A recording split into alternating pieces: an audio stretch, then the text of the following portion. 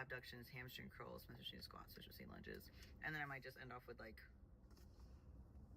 I might do leg extensions. We'll see. I feel like my knees have just been like feeling it lately. So everybody, and welcome to a special time-spanning episode of History of the Marvel Universe. For today's video, we're looking at a complicated character, one whose non-linear life is difficult to lay out chronologically since it involves so much time travel and several divergent realities. So the actual order of events greatly depends on your point of view. For that reason, we're going to be exploring the life of Kang the Conqueror, specifically the version who is generally considered to be the prime Kang from his own point of view. We'll also be touching on divergent counterparts when they are relevant, but this is primarily going to be about Kang Prime's personal timeline as it originally unfolded, starting with his birth and ending with the Destiny War. I will also note that for this week I will sometimes be referencing the original publication dates to denote where in the timeline we are in regards to the heroes of the Marvel Age. Because of the nature of Marvel's sliding timeline, these dates are no longer canon in modern continuity, having been moved up to within the past 20 years or so. But for the sake of simplicity, we're not going to address that further, and we'll simply refer to the years that older stories originally took place in. But first, let's start things off by introducing the timeline from which Kang originates, Reality 6311, aka Other Earth. In this particular timeline, the Dark Ages never happened, and mankind landed on the moon sometime around 900 AD. This denoted the first year in a new calendar, and humanity established a thriving lunar colony. But eventually a war broke out between the colony and the Earth, which ended in the destruction of the entire moon. This, of course, had catastrophic effects on the entire planet, plunging civilization into a more primitive state. The world became like a mix of science fiction and fantasy, and what followed was 2 more centuries of fighting and war. Then one day, a man appeared who would change the world. A time-traveling scientist from another reality, Earth 616.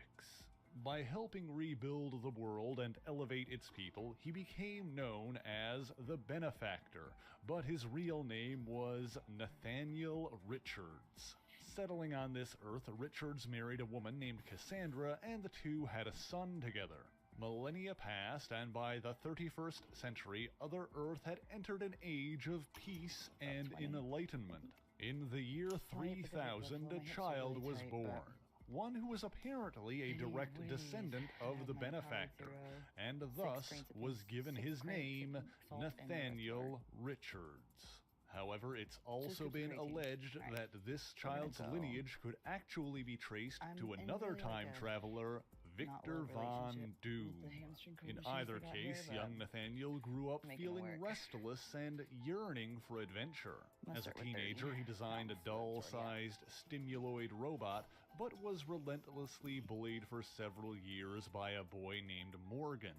When he was 16, this escalated into a fight that resulted in Nathaniel being hospitalized after his throat was cut by the edge of the bully's anti-grav device. It took him a full year to recover, and his parents were nearly bankrupted by the resulting medical bills. Nonetheless, Nathaniel reached adulthood despising the overall mundanity of the 31st century. Using recordings brought to his world by his namesake, he studied the heroes of the 20th century, like the Mighty Avengers, as well as the Fantastic Four, who were led by Reed Richards, another son of the previous Nathaniel Richards. He also came to respect and even admire the Latvian dictator Victor Von Doom, and apparently discovered inconclusive evidence that Doom may have been his true ancestor.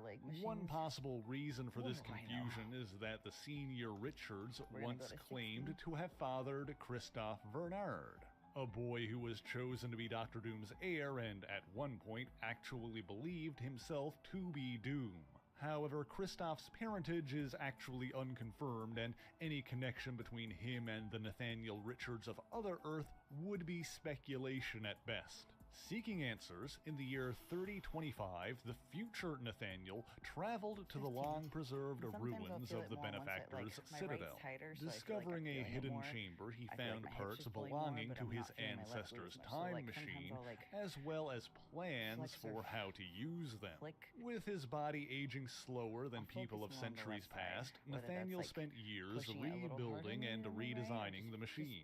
During this time, he was visited by alternate versions of the Fantastic Four from different timelines, and while he did not remember these encounters, I bring them up here to point out that by this point he'd already mastered his technology and weaponry enough to defeat and destroy at least one incarnation of the FF.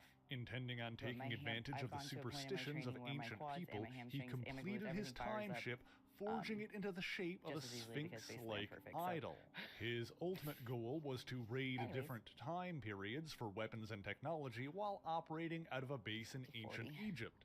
But upon reaching the year 2950 BC, a malfunction caused his vessel to crash into the sands. Not only was he stranded, but Nathaniel was injured and blinded in the crash. But the falling ship was seen by a man named Baal of the Crimson Sands, the leader of a nomadic people called the Sandstormers. The Sandstormers recovered the injured traveler, and Baal himself named him Rama Tut, meaning the visitor from beyond the sun. The Sandstormers nursed him back to health over several weeks, but one night the strange visitor slipped away. Heading to the lands of the Pharaoh, he conquered the native people using robots and futuristic weapons he'd brought with him in the Sphinx. Furthermore, radiation from his time machine had affected a rare Egyptian herb, allowing him to use it to restore his eyesight. Not only did he depose the previous pharaoh, Amenhotep, but he sealed him within his own pyramid, where he survived by feeding on blood until he transformed into a vampire. Believed to be a representative or reincarnation of the sun god Amon-Ra, Rama Tut ruled for 10 full years and even forbade the worship of any other gods. During most of his reign, there were few who could challenge him, and even Amenhotep's son, Ozymandias, served him as a general, albeit while conspiring against him. Mere weeks after leaving them, Rama Tut returned to the Sandstormers, seeking a missing piece of technology from his ship, the Eye of Ages. When the Sandstormers refused to give up its location, they were massacred and enslaved. Some escaped, and among them were Baal himself and his gray-skinned adopted son. Sometime later, the pharaoh clashed with a sorceress known as Samira, the mistress of the Nile, who refused to worship him. Around the same time, Rama Tut discovered a temporally charged object called a chronofact fragment. When a man known as Kill Power was sent back in time to retrieve the fragment, Rama Tut attempted to take advantage of the situation by manipulating him into attacking Samira. The pharaoh's duplicity was soon revealed, however, and along with reinforcements from the future, Kill Power retrieved the chronofact and escaped. Rama Tut, meanwhile, collected the residual chronal energy that was left behind, no doubt using it for future travels. Around the year 2945 BC, Rama Tut sired an illegitimate son named Ramades with one of his slave women. Growing up neglected, Ramades hated his father and eventually became a time-traveling villain himself. Ozymandias, meanwhile, sought power by joining the pharaoh's family and offered his younger sister Nefri to be Rama Tut's bride. Then one day, after years of searching, Rama Tut's vizier, Logos, informed him that they had found the rest of the Sandstormers. Furthermore, among them was a powerful warrior with gray skin known as En-Saba-Nur. Of course, Rama Tut, having knowledge of the future, knew that this particular Sandstormer was a mutant who would one day be known as Apocalypse. Wishing to make Apocalypse his heir, the pharaoh dispatched Ozymandias to retrieve him. However, the resulting battle caused a cave-in that decimated both sides, and only Ozymandias and En-Sabah-Nur survived. Meanwhile, Logos conspired to save Egypt from both Rama-Tut and Ozymandias, and allied with En-Sabah-Nur, hiding him among the slaves building the pyramids. Also, when Rama-Tut forbade the worship of other gods, the moon god Khonshu also began conspiring to end his reign. When a team of West Coast Avengers from 1987 traveled back in time to 2940 BC, Khonshu masked their appearances to the pharaoh's eyes so that he wouldn't recognize them. Instead, Rama-Tut believed them to be servants of the moon god, and after paralyzing them with his ultra-diode ray, deposited their bodies in Khonshu's temple. Complicating matters further, the Fantastic Four arrived in that same year, coming from 1963, to investigate how the pharaoh had supposedly cured his own blindness. Not only that, but Doctor Strange had also traveled there from 1982 for completely unrelated reasons. Now, if this all seems like a massive coincidence, it's fairly likely that all of these events were manipulated by Khonshu to result in Rama-Tut's defeat. After their arrival, the Fantastic Four were enslaved by the pharaoh using his ultra-diode ray. Rama-Tut decided to spurn Nefri and instead make Susan Storm, the Invisible Girl, his bride.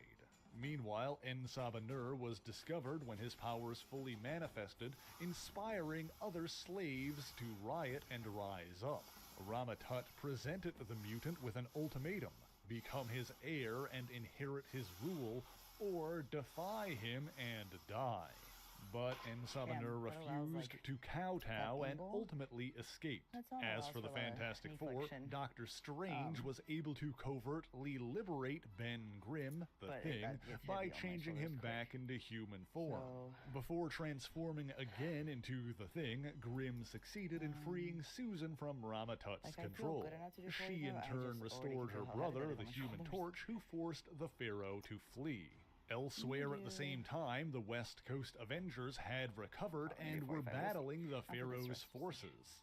Not only that, but they'd already allied themselves with the priests of Khonshu and destroyed Rama-Tut's robots and weapons.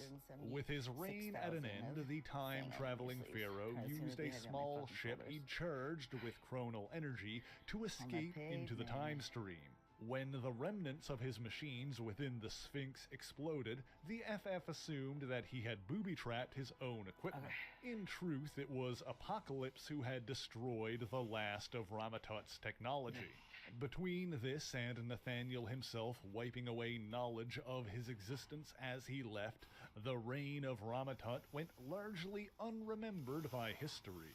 But while navigating the time stream, the pharaoh encountered a temporal storm that diverted him to Earth 616 around the year 1964. There he found his alleged ancestor, Dr. Doom, stranded in the vacuum of space after his own previous encounter with the Fantastic Four. Taking him on board his vessel, Rama-Tut intentionally gave Doom misinformation, causing him to suspect that they may actually be the same person from different times. After depositing Doom back on Earth, he attempted to jump forward again, but was briefly stranded. He captured the mutant mechanic Blacksmith, himself from the year 3800 of Earth 4935. However, Blacksmith was ultimately rescued by his ally, the time-traveling freedom fighter Cable. Escaping into the time stream again, Rama-Tut created a new armored identity for himself, the Scarlet Centurion. Under this guise, he traveled to 1963, where he mesmerized and manipulated the original Avengers into neutralizing the rest of Earth's superhuman population.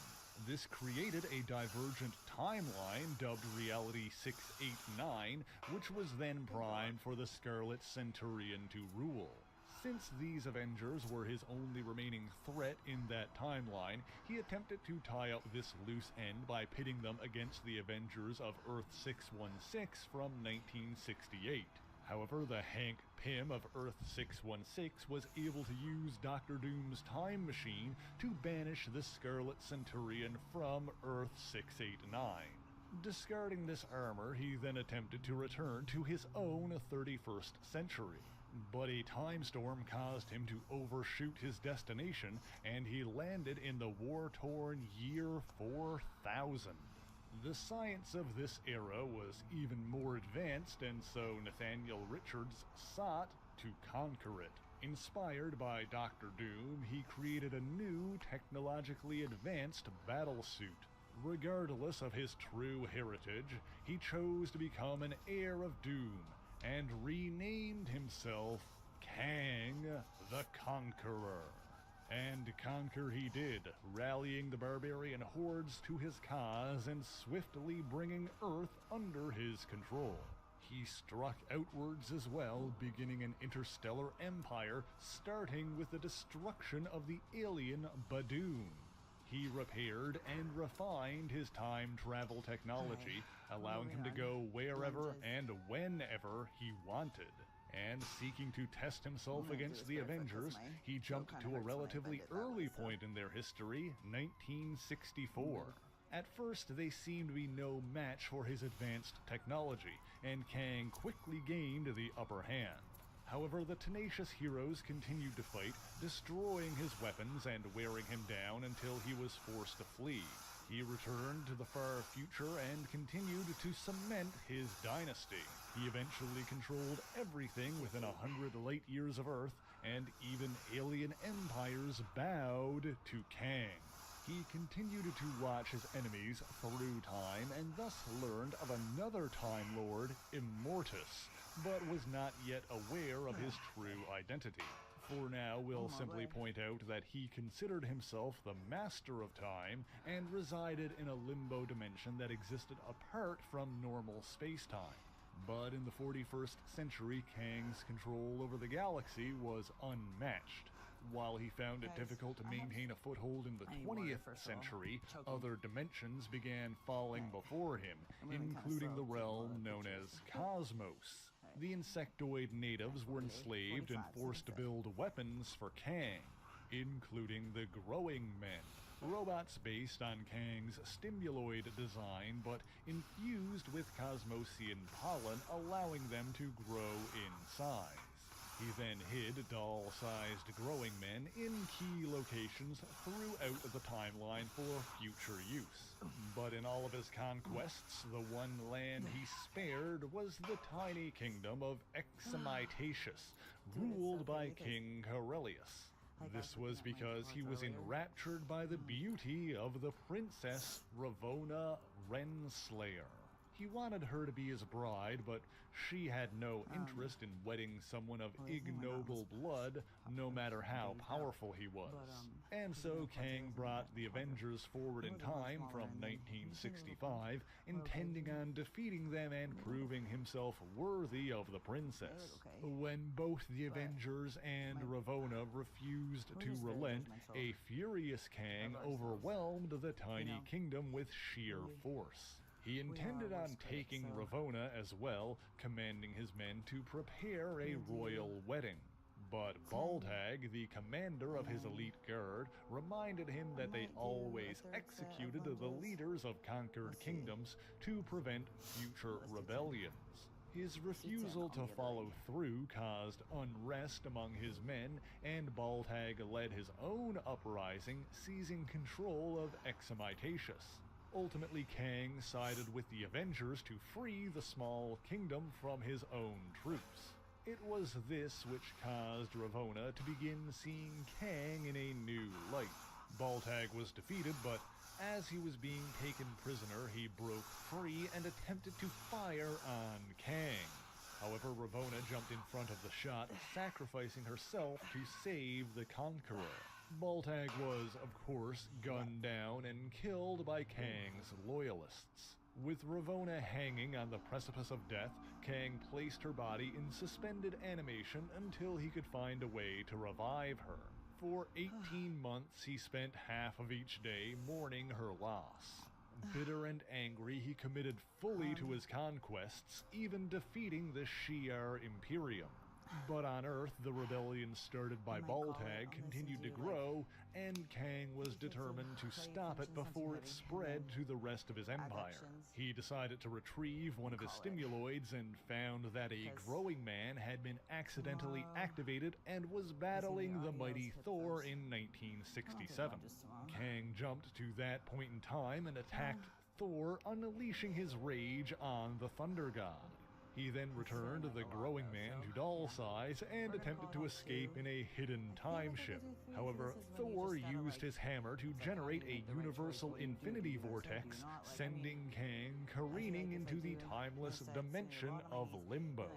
How long he wandered there cannot be calculated, since time has no meaning in that place, but he eventually came upon a citadel, and inside there appeared to be the corpse of Immortus, the self-proclaimed master of time. Exploring the fortress, Kang found countless monitors depicting different points in time and space. And on one, he beheld the point in time moments leading up to Ravonna's sacrifice. But before the fatal shot was fired, Kang used Immortus's machines to transport Ravonna into Limbo with him. He was reunited with his beloved, but then he saw something that made his blood run cold. His own dead body on the monitor, for without Ravonna to take the shot, Baltag had hit his mark.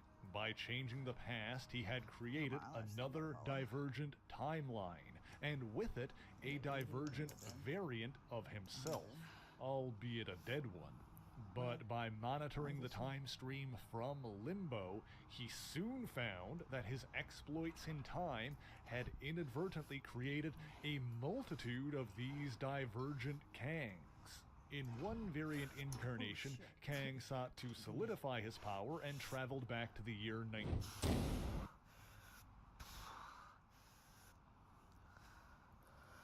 Bro, what the hell is that? Oh. Oh, I left that on. Okay. That's good. That's good. That's good. I thought that was something else.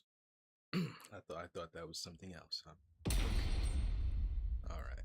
That was it's a little concerned. I thought that was some other video. I was wondering what you were making in the kitchen. Coffee.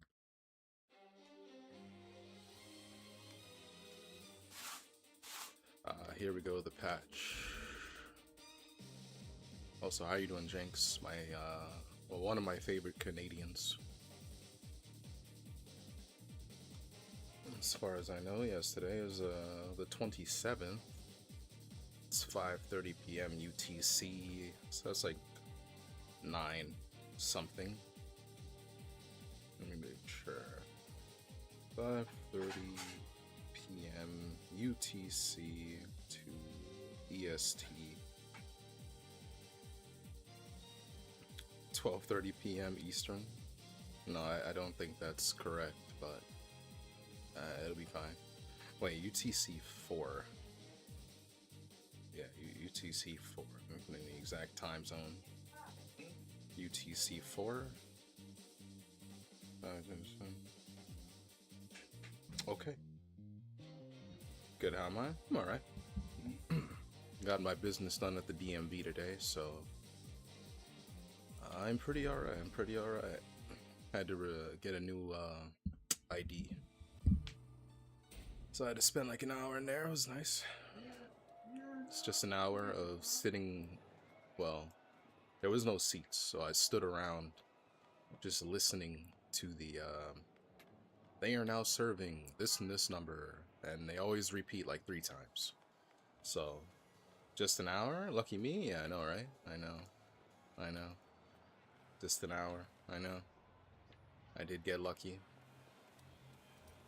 It was pretty nice in there too. It wasn't balls to the wall hot. Wait, who was I playing yesterday? Oh, I was playing Fang. But yeah, I got that done. And now I'm here playing Tekken before the patch tonight. Then the Street Fighter Fatal Fury patch tomorrow. You're probably gonna pick up Kunimitsu? Ah. Well, I won't be playing any Kunimitsu yet. I haven't bought the season pass, so not yet. Since the only way to get early access is the pass, I'm gonna have to wait till the actual. Something wrong with my analog? Analog seems a little stiff. But yeah, pass. I don't have the pass yet, so I have to wait till at least June 1st. But I do get to see the nerfs. I do get to see the changes. Get ready for the next battle. I do very much hope that they make some meaningful changes. I want to say meaningful changes. Meaningful. Same with Street Fighter. Meaningful. Meaningful. Actually, I'm going forward to. Actually changes the way you play the game. Oh, bad punish.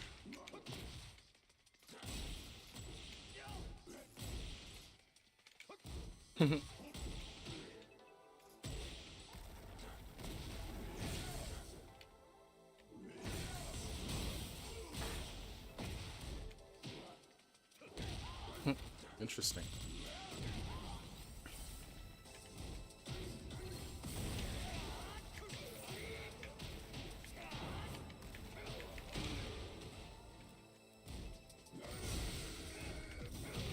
Nah, we can't let him do that tomfoolery. Can't be allowing this tomfoolery to come in. 1, 1, 2. No. Oh, you're low parrying. Okay. Just like that. Alright. No. Oh dear. You did better than Step. Yeah, you'd be like that. Always knew you were talented. Yo, he's still ducking. Oh, he didn't finish it. Whoa. Round 3. Fight. Oh, just low parrying a lot.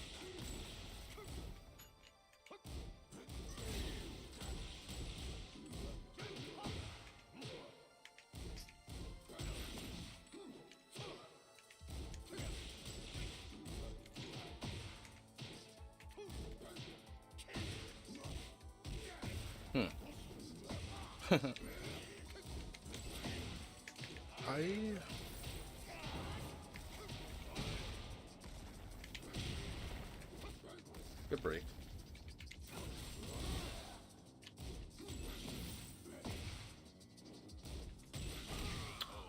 No side step. No side step, no side step. I thought he'd side step. No side step. Oh yeah, I forgot I can do that.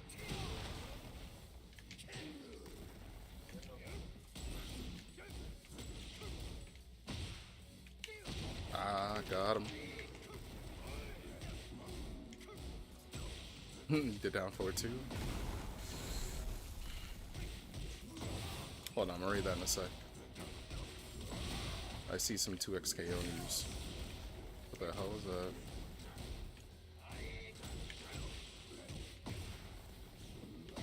I didn't block that.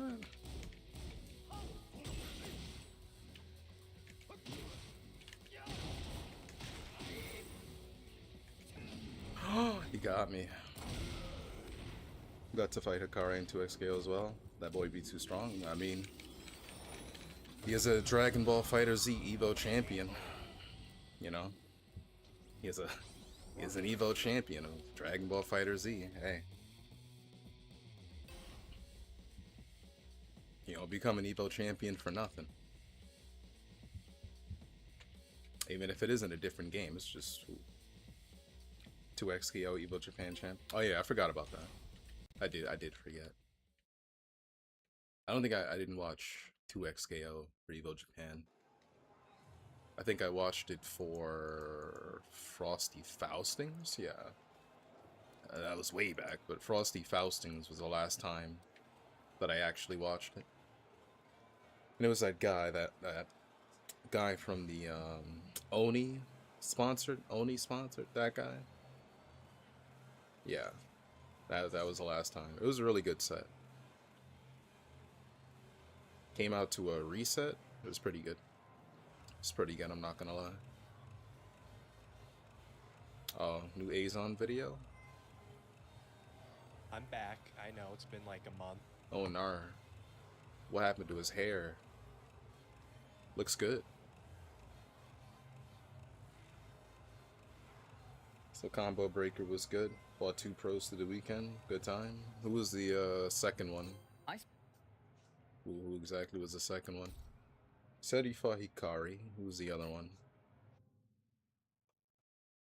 Get ready How? for the next battle. During the auction. Oh, I didn't see that part. Round 1. Fight. Oh, do I not get that combo from that? Did you win? Oh, that lag messed up my combo. I'm like, fucking thing, man. This is too laggy. Get off me.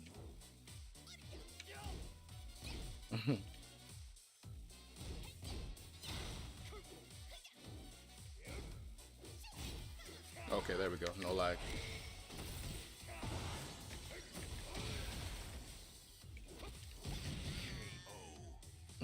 Got 1 round inject. He was on DJ. I mean, I watched that part. I watched that part. I mean, I don't really consider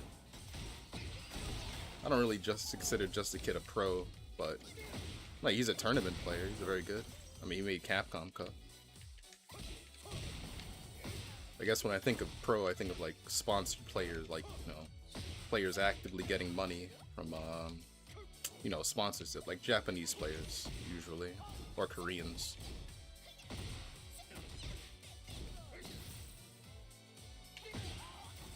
Oh.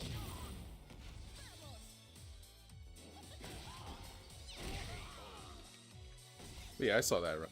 Round 3. Fight. Oh, that's bad. My bad. Oh. Minus 14. Hey, get off.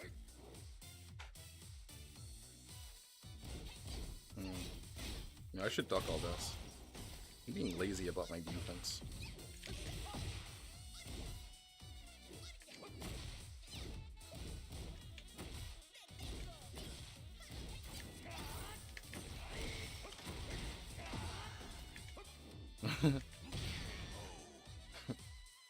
I think of anyone that can make the Capcom Cup sponsor players.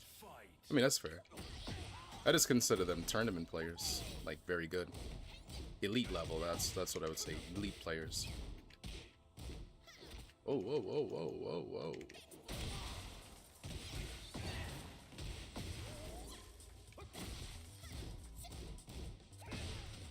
I didn't think that would wall splat. Like, why did that wall splat? I'm gonna do it again. Do it again. I'm gonna do it again. Safe on bot.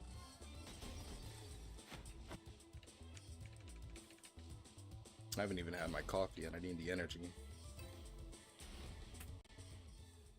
Let me see if it'll burn my tongue. Yep, it'll burn me. Yep, I can feel the heat just from holding it. I'm not, I'm just gonna have to go in with hero level reactions. Yep. You have your Okazami coffee? Oh, you bought it at the event? I see the damn commercial most times. I don't even mind it. It just comes on a lot. Which I get it, you know. I gotta get that product placement in. I get it. I understand. I certainly do. spent the entirety of Sure. Tekken 7's lifespan not knowing how to hit people. And I know that sounds I get it. dramatic, but in most of my pro matches back in the day, I would backdash and Try to throw out ask me, safe like it. launchers, and that was pretty much it. It worked really well in a game that rewarded defensive play. But you and did actually get punished to get some aggressive at the play. event. But in What I mean, I don't even know what flavors they have. I think they have 2. You have 2 flavors of coffee. I think. I mean, I know it's like an independent run company. Round 1. Fight. Oh, whoa, whoa, whoa, whoa, whoa, whoa. Light, medium, and dark. Oh, okay. That's pretty standard. That's pretty good. Oh, okay. Oh.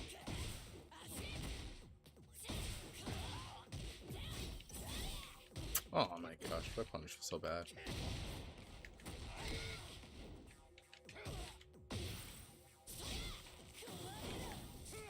Oh, I didn't get a punish. Sucks. Oh, I meant to do shoulder. Oh, no. I deserve that.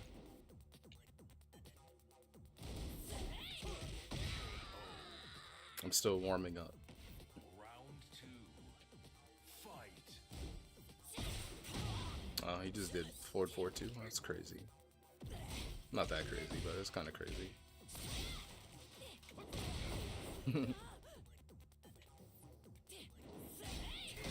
Punish.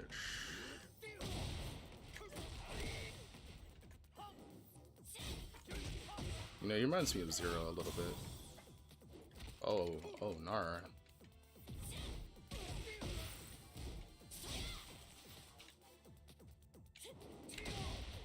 I didn't get my heat dash. You know, it's funny, he did the right punish. Round 3. He did the correct one, but Fight. I think he did it too late. Oh.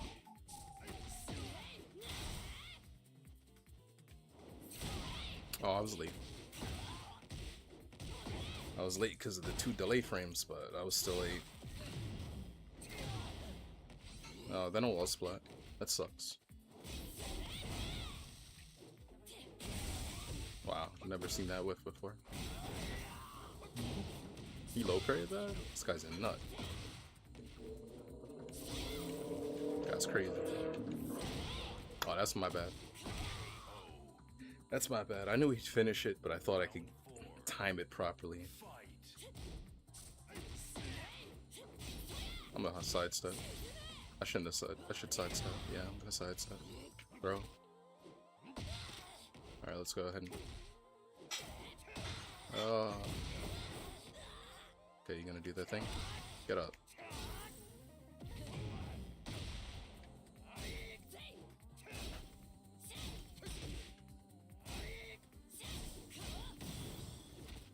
Oh, it's 2 break, my bad. I was so used to doing the generic throws.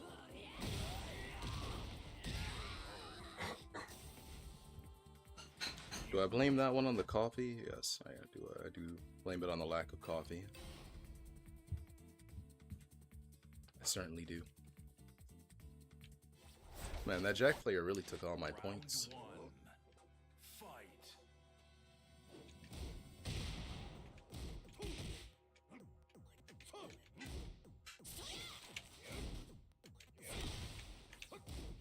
Nice block.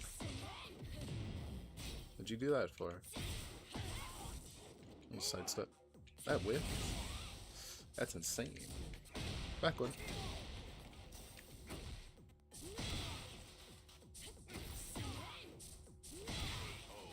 That's pretty good. Round He's actually just framing it. I like that.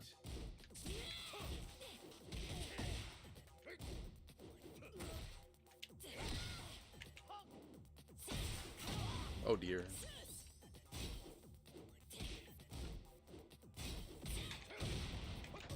Stop trying to object your will upon me. I knew it. I knew you'd do that.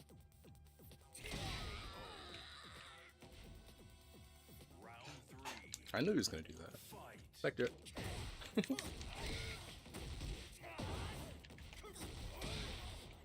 There. Do it again. Wow.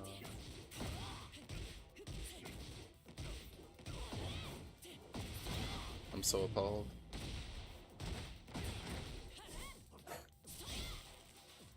Don't do it.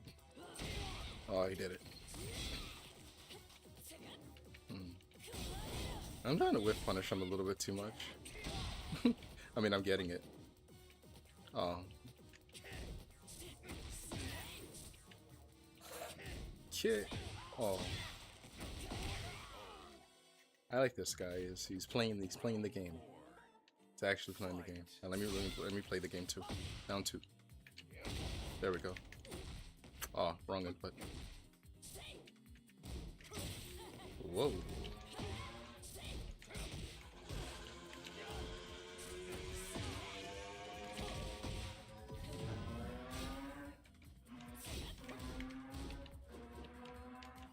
Ah, you duck. Ah, you duck. You're not gonna duck.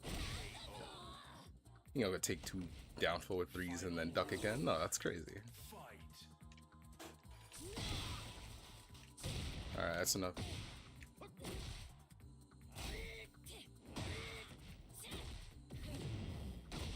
Hop it. Slice it.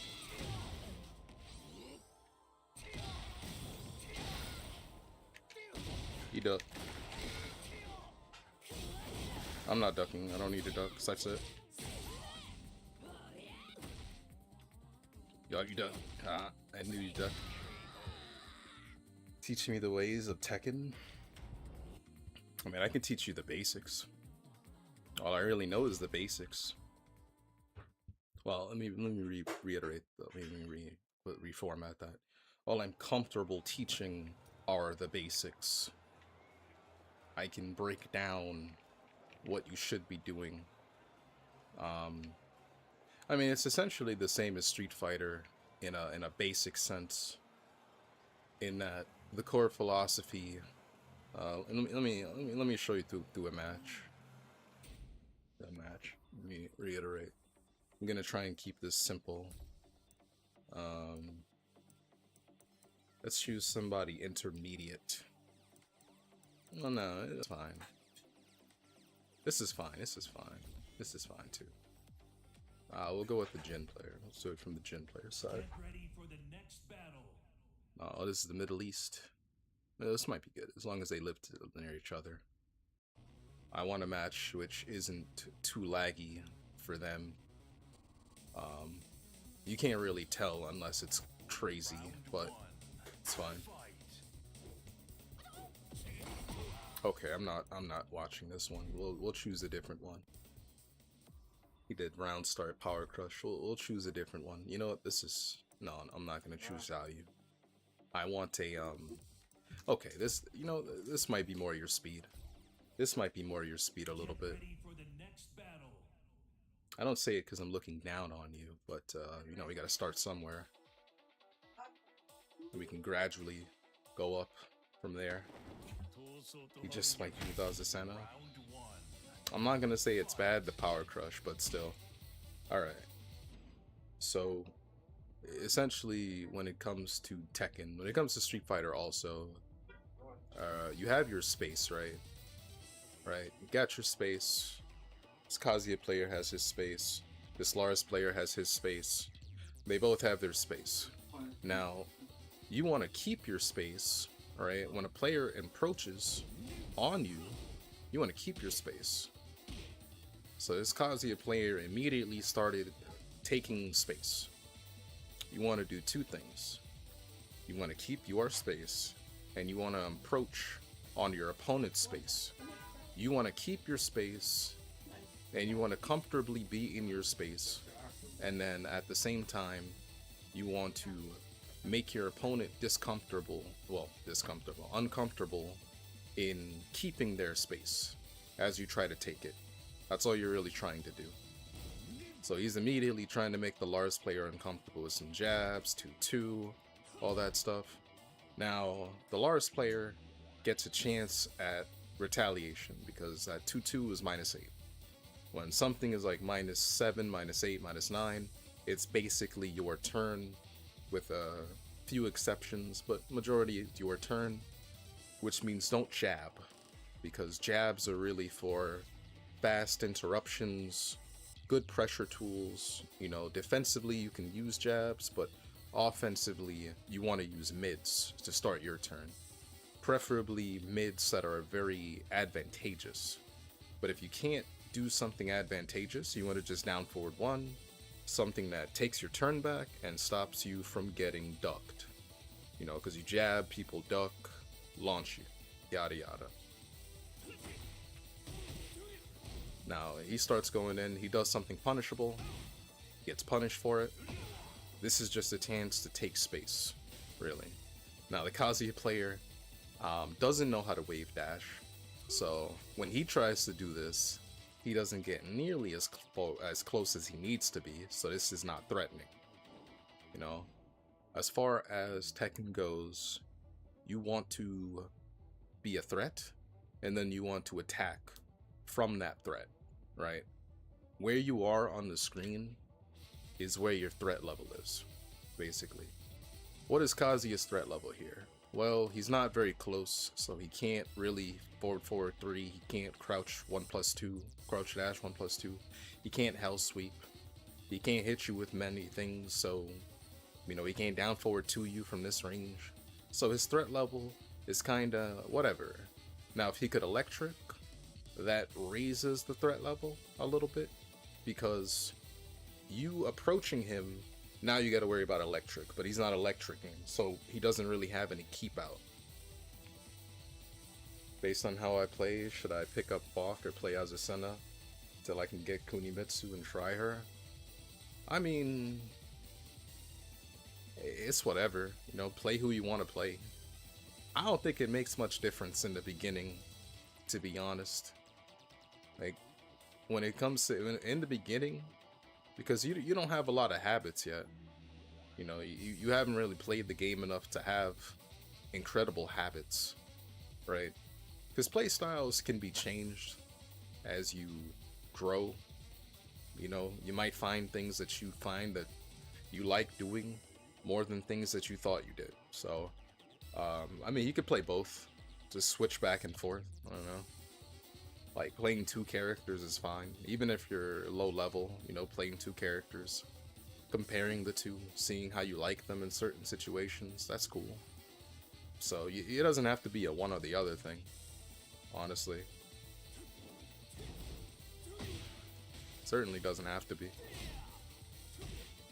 Just don't go crazy like Josuke and play like 6, 7 different characters. It's a little bit much. Not because it's too much playing 6 or 7 characters, but it is a lot playing 6 or 7 characters when you have difficulties really like mastering one, you know.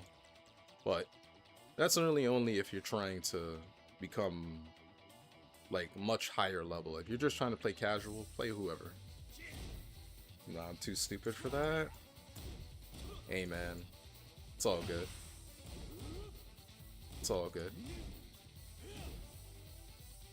But essentially here, what they're doing is they are playing turn Tekken. You want GOD? Well, you're gonna have to practice quite a bit. You don't gotta practice much, but you just gotta practice a little bit.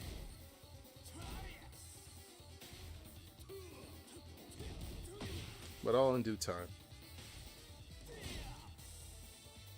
Alright, so he's taking his space. He did a running 3. +6. But he does a high. You know, he could just do a mid. Like, really on offense for Tekken, you just really want to get something. Like, when you get something good, you want to keep the good times going, right? So he's +6. So we just down forward 1.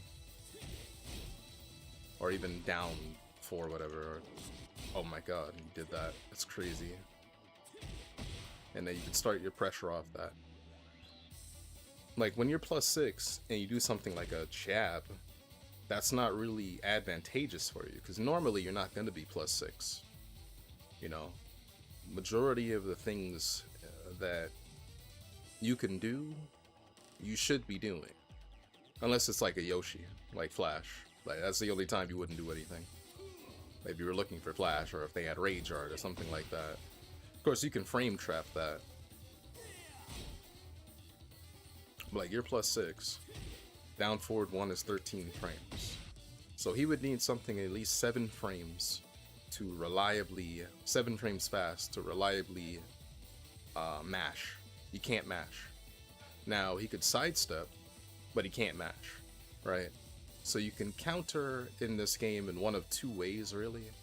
You can either press a button, or you can use a movement technique, whether that be ducking, sidestep left, sidestep right, sidewalk left, sidewalk right, whatever. But point is, when you have your offense, you want to have your offense. And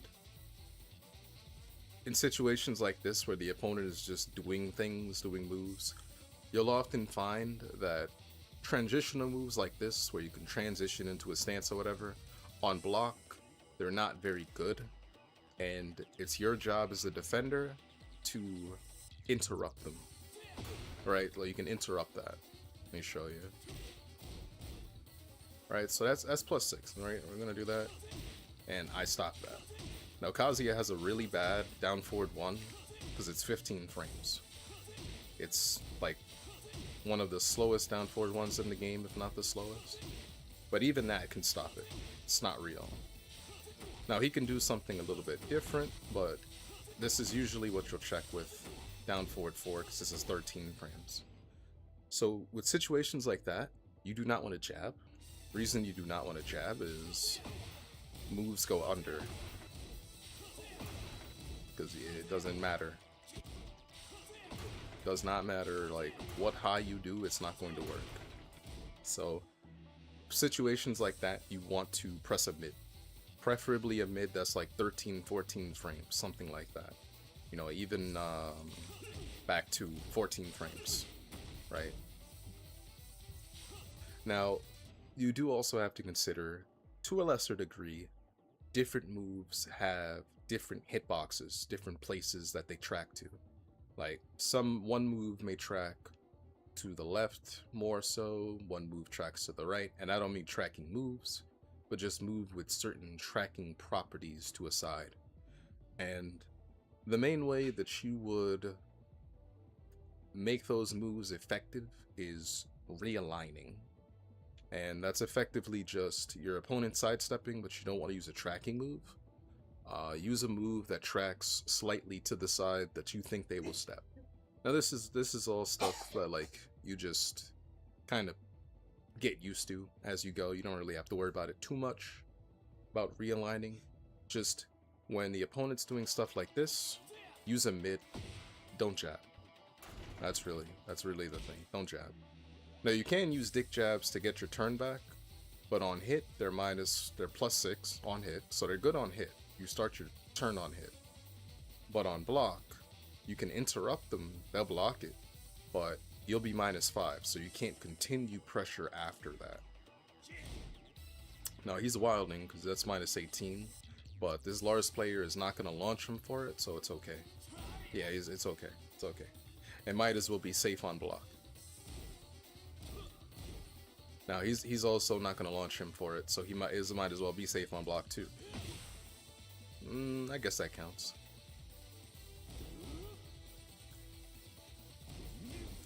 That's the basics of it. But these guys are also kind of taking their turns. They haven't really been... They don't know how to steal turns yet. And that's cool, that's okay. They don't know how to steal turns. It's like one person attacks and then they wait for the other person to attack. They don't really know how to mash effectively. And when I mean mash effectively, it's like do one thing, right? Do something that's -2, -3 on block, and then sidestep, and then do a move that high crushes, right? Or do a move that low crushes because you think that they're gonna do a jab. Love mashing? Well, that's perfect. me see. But you kind of get the point of that one. Can I watch one of my matches? I can kind of show with one of my matches.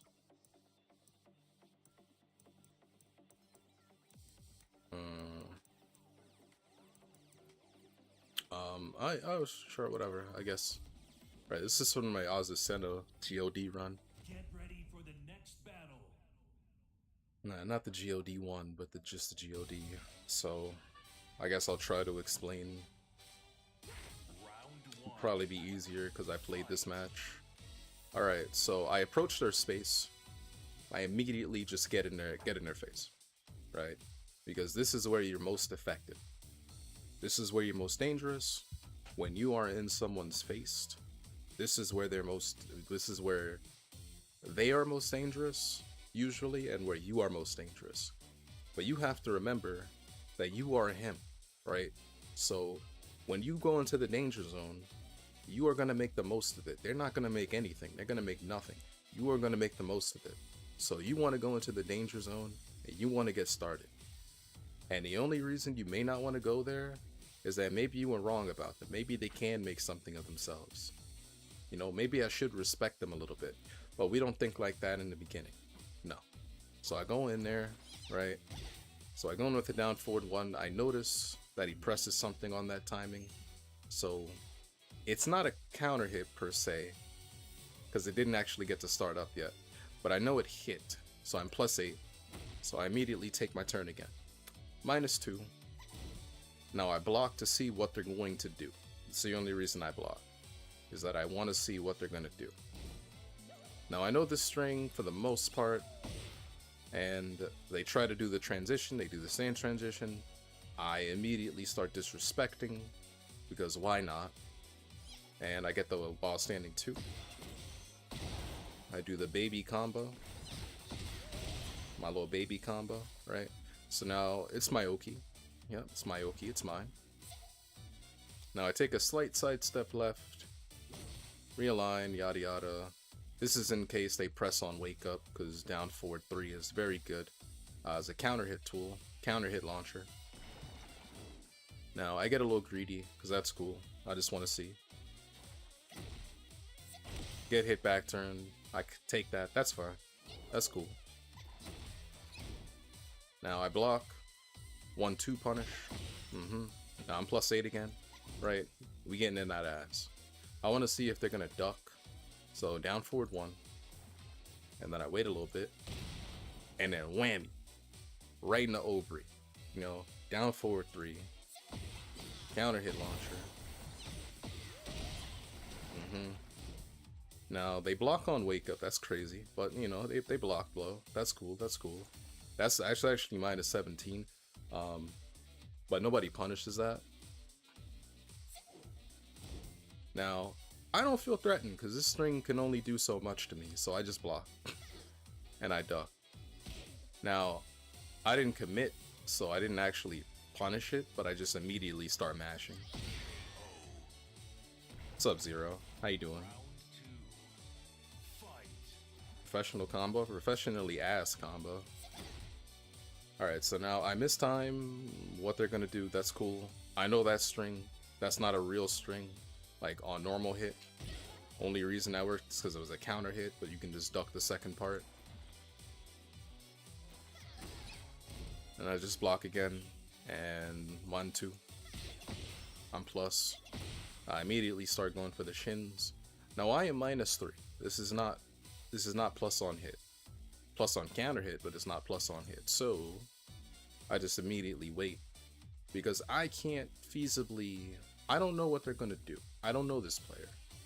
I don't know what they want to do in response to what I'm doing. So until I find out that information, I'm gonna go a little slower.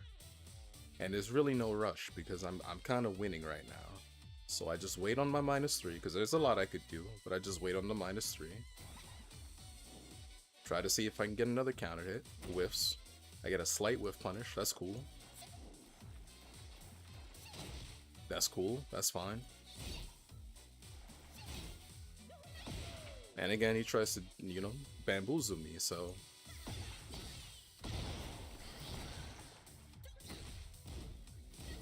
Now I don't duck it. That's cool. I block, punish. So I delayed the third hit a little too long because, you know, you delay strings in order to kind of throw off people's timings, right? They're used to strings ending at a certain time and just retaliating. But if you delay the strings a little bit, you can catch them. Now, if they immediately mash, then you get blown up, but that's counterplay. Now, too far away to get the combo, that's cool, that's fine. Now, I do duck it this time, so it's all okay. I get the wall brewer, the floor wall. Now, I'm wrong. I'm very wrong about that. I'm very wrong. Now, I do tech roll away, so that's okay. That's fine. And they come up in my space. I just down forward 1. I start with the back 4. And they mash. Round 3. Fight. So, you know, I don't know what they're gonna do. So I'm very moderate here. Now again, I don't let them do this. I just immediately start mashing. Because like I say, that's not threatening. Most stance transitions are not threatening on block. They are threatening on hit. Because on hit, you usually can't like mash out of them.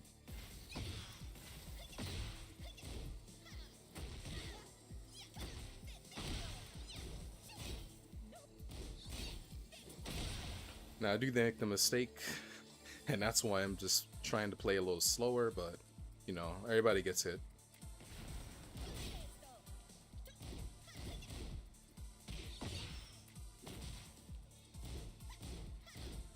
Now, only reason I kind of do it slow like that is because I'm trying to read their timing, which not always worth it if you don't know their timing. But sometimes it is, because I read their timing right there and I get the counter hit. Get the combo.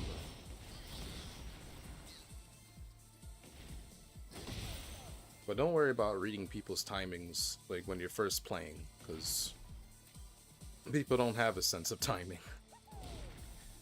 Like, lower rank players don't really have a sense of timing, they just be vibing.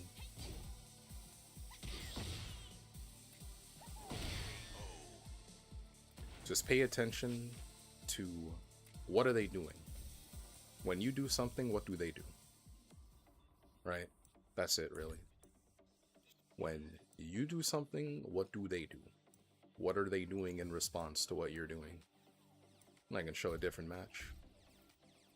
And what I mean by this is basically when you start pressuring them, do they start ducking? Are they low parrying a lot of stuff you're doing? Which means that, you know, they're buffering low parry, which means they're not blocking mids. Kings of the Bane. Well, I guess I can see if I can find a king match. I may have one. Alright, so he's stocking up on me, right?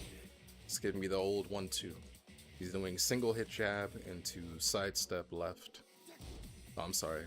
That's my left. His right. Excuse me.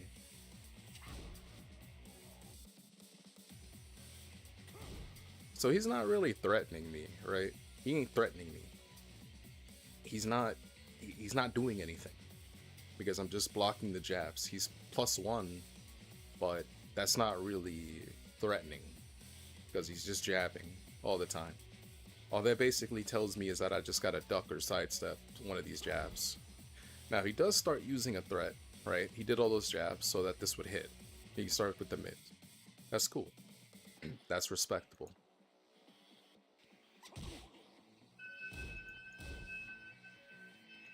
So now the only reason why I don't do anything there is because Brian has one of the best moves in the game, which is Cannonball Straight, quarter circle back 1, which is just this thing right here. My bad. Hey, stop pressing. Yeah, that right there. Hey, stop pressing. I don't remember being this active. I don't remember being that active. Messing up my example. Pressing all these damn buttons. Okay, so case in point, I get hit by it. I don't even remember getting hit by it, but you get hit by it. So that is why I don't press, because that goes under jabs, and they can do it from really far away. And that is a threat. That's a threat. That's an implied threat, and then an active threat. When they actually start doing it, it becomes active threat. When they're just, you know, doing other things, it's like, well, let me not press because they can cannonball straight me.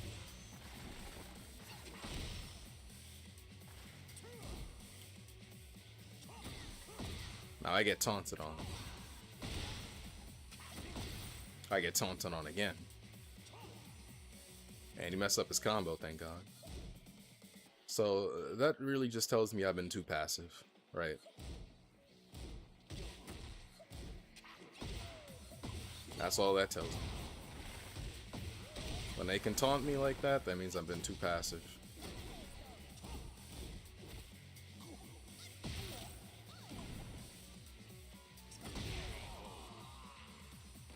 So that's what I'm saying, you know? I've just been too passive.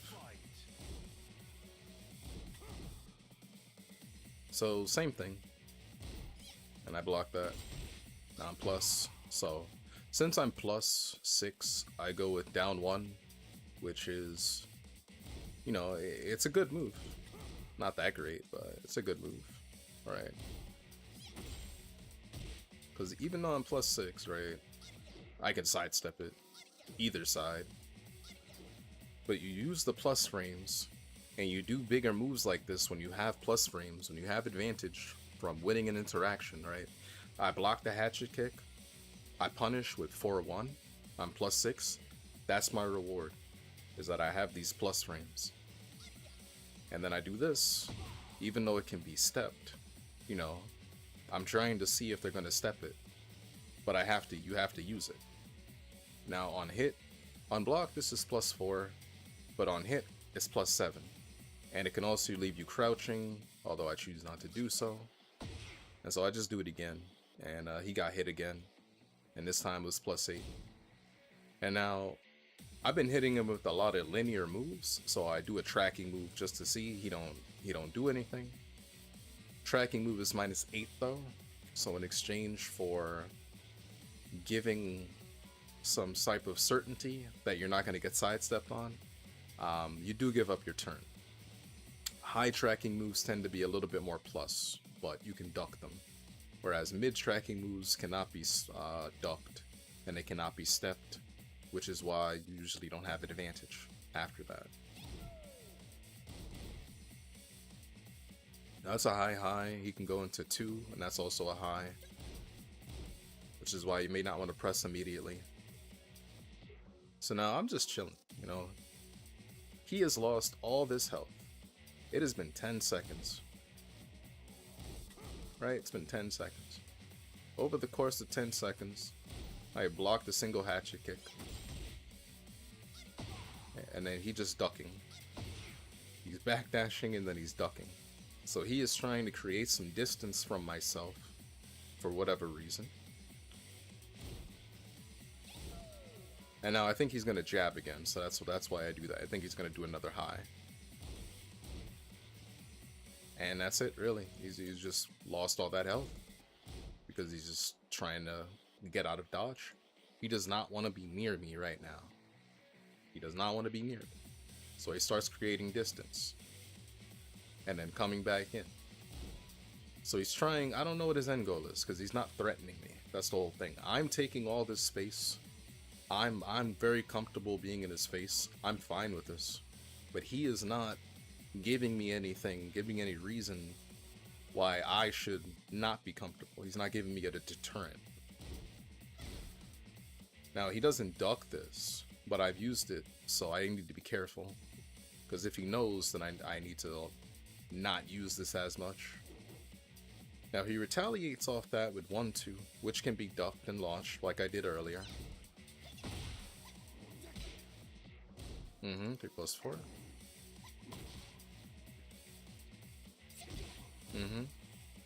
Now, the only real way that I can kind of stop him from doing cannonball straight there is if I do what I just did. which is basically just interrupt them. That's it. You play your game, they play their game.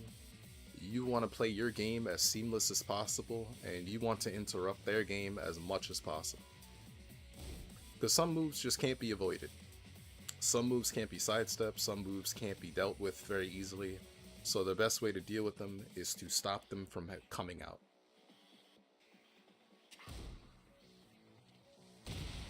And I finally get my counter hit. It was good counter hit, good counter hit.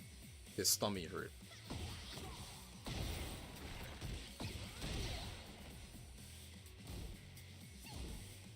Now I'm just varying up my timing. I'm slightly delaying things. I duck because of cannonball straight, and then I am able to see this 3+4 slightly and block. You don't want to be ducking too long, right? You show them that you'll duck because of an option, and then you switch up your option defensively. But, you know, you have to show them that, alright, I'm ducking, so if you do this, you gotta be careful.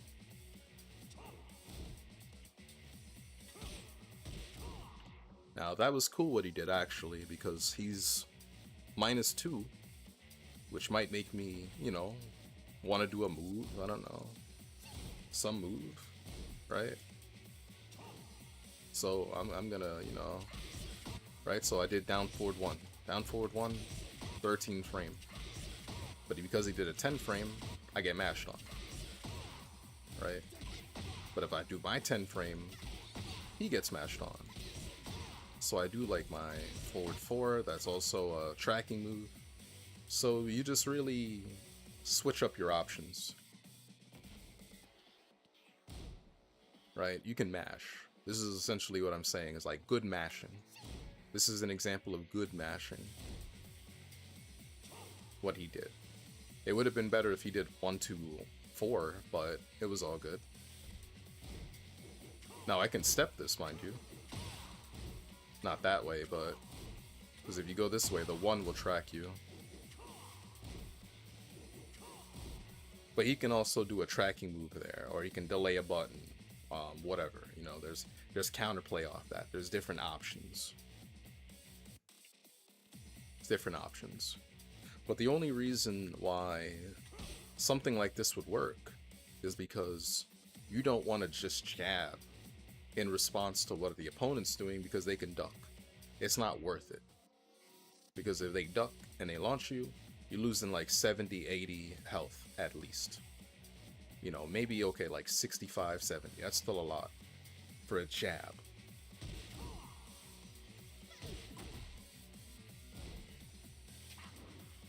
Now I can just chill out. I immediately just start chilling. Because he's at the wall. He'll die from a single poke, and I have 182 health, so I'm like, I'm cool. Now I do get the whiff punish off that 3+4, because it was close enough, thankfully. But I didn't have to overextend for it. Alright, now last round. So again, I stay right here. I'm ducking cannonball straight, but I don't duck for too long because he can also do QCB 1, quick forward 1+2, which is just stop, weirdo, stop being a weirdo. That right there. So if you're ducking cannonball straight, you get hit by that, which is why you just fuzzy duck, flash duck, yada yada, like that. It's like you just start ducking and then you stand up. So you're ducking for a reason, because you need to duck the highs, block the lows, but you have to understand that mids are pretty much the best thing in Tekken. They're the best moves majority of the time. They have the best risk reward. They have the best safety. They have the best utility. It's just that lows get people to duck, because lows do very little damage compared to mids, but the mids are slower than the lows majority of the time.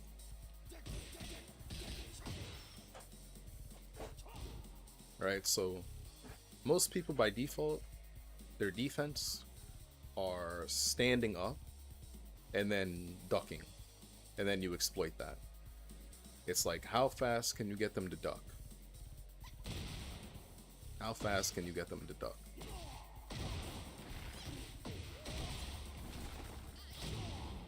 Alright, so he sidestepped a little bit, but he didn't have the frames to do that, and my back 3 caught him. That's a heat engager. So now I'm +9. So I go into a full crouch mix, and, you know, I'm thinking he's going to duck, so I do while standing 1+2. And it's safe on block, but I lose my turn. And for whatever reason, he started throwing. I don't know why he threw there. I guess maybe like Power Crush. That was a good one. Okay. So yeah, this move has this extension, and that's why I haven't been pressing after he does it, because he could just do that. But if he does that though, -10, and this -10 is really good for Azucena because it wall splats. I just wasn't close enough for the wall. Then I just go heat smash.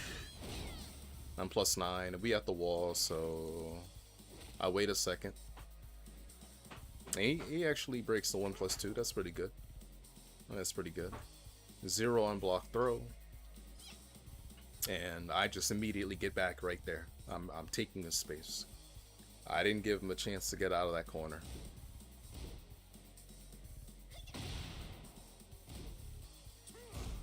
Now this is fine. This is okay. He's +5. But I'm not at the wall.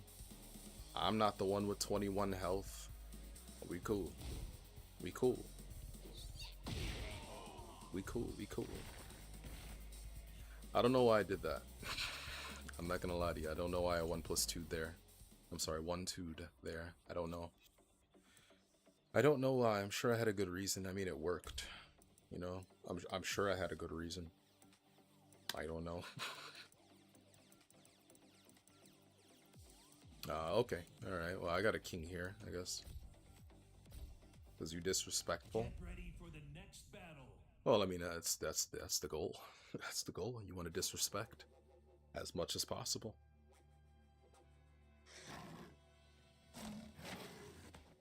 Round 1. Alright, this one dressed as Nacho. Yeah, he was dressed as a Nacho Libre.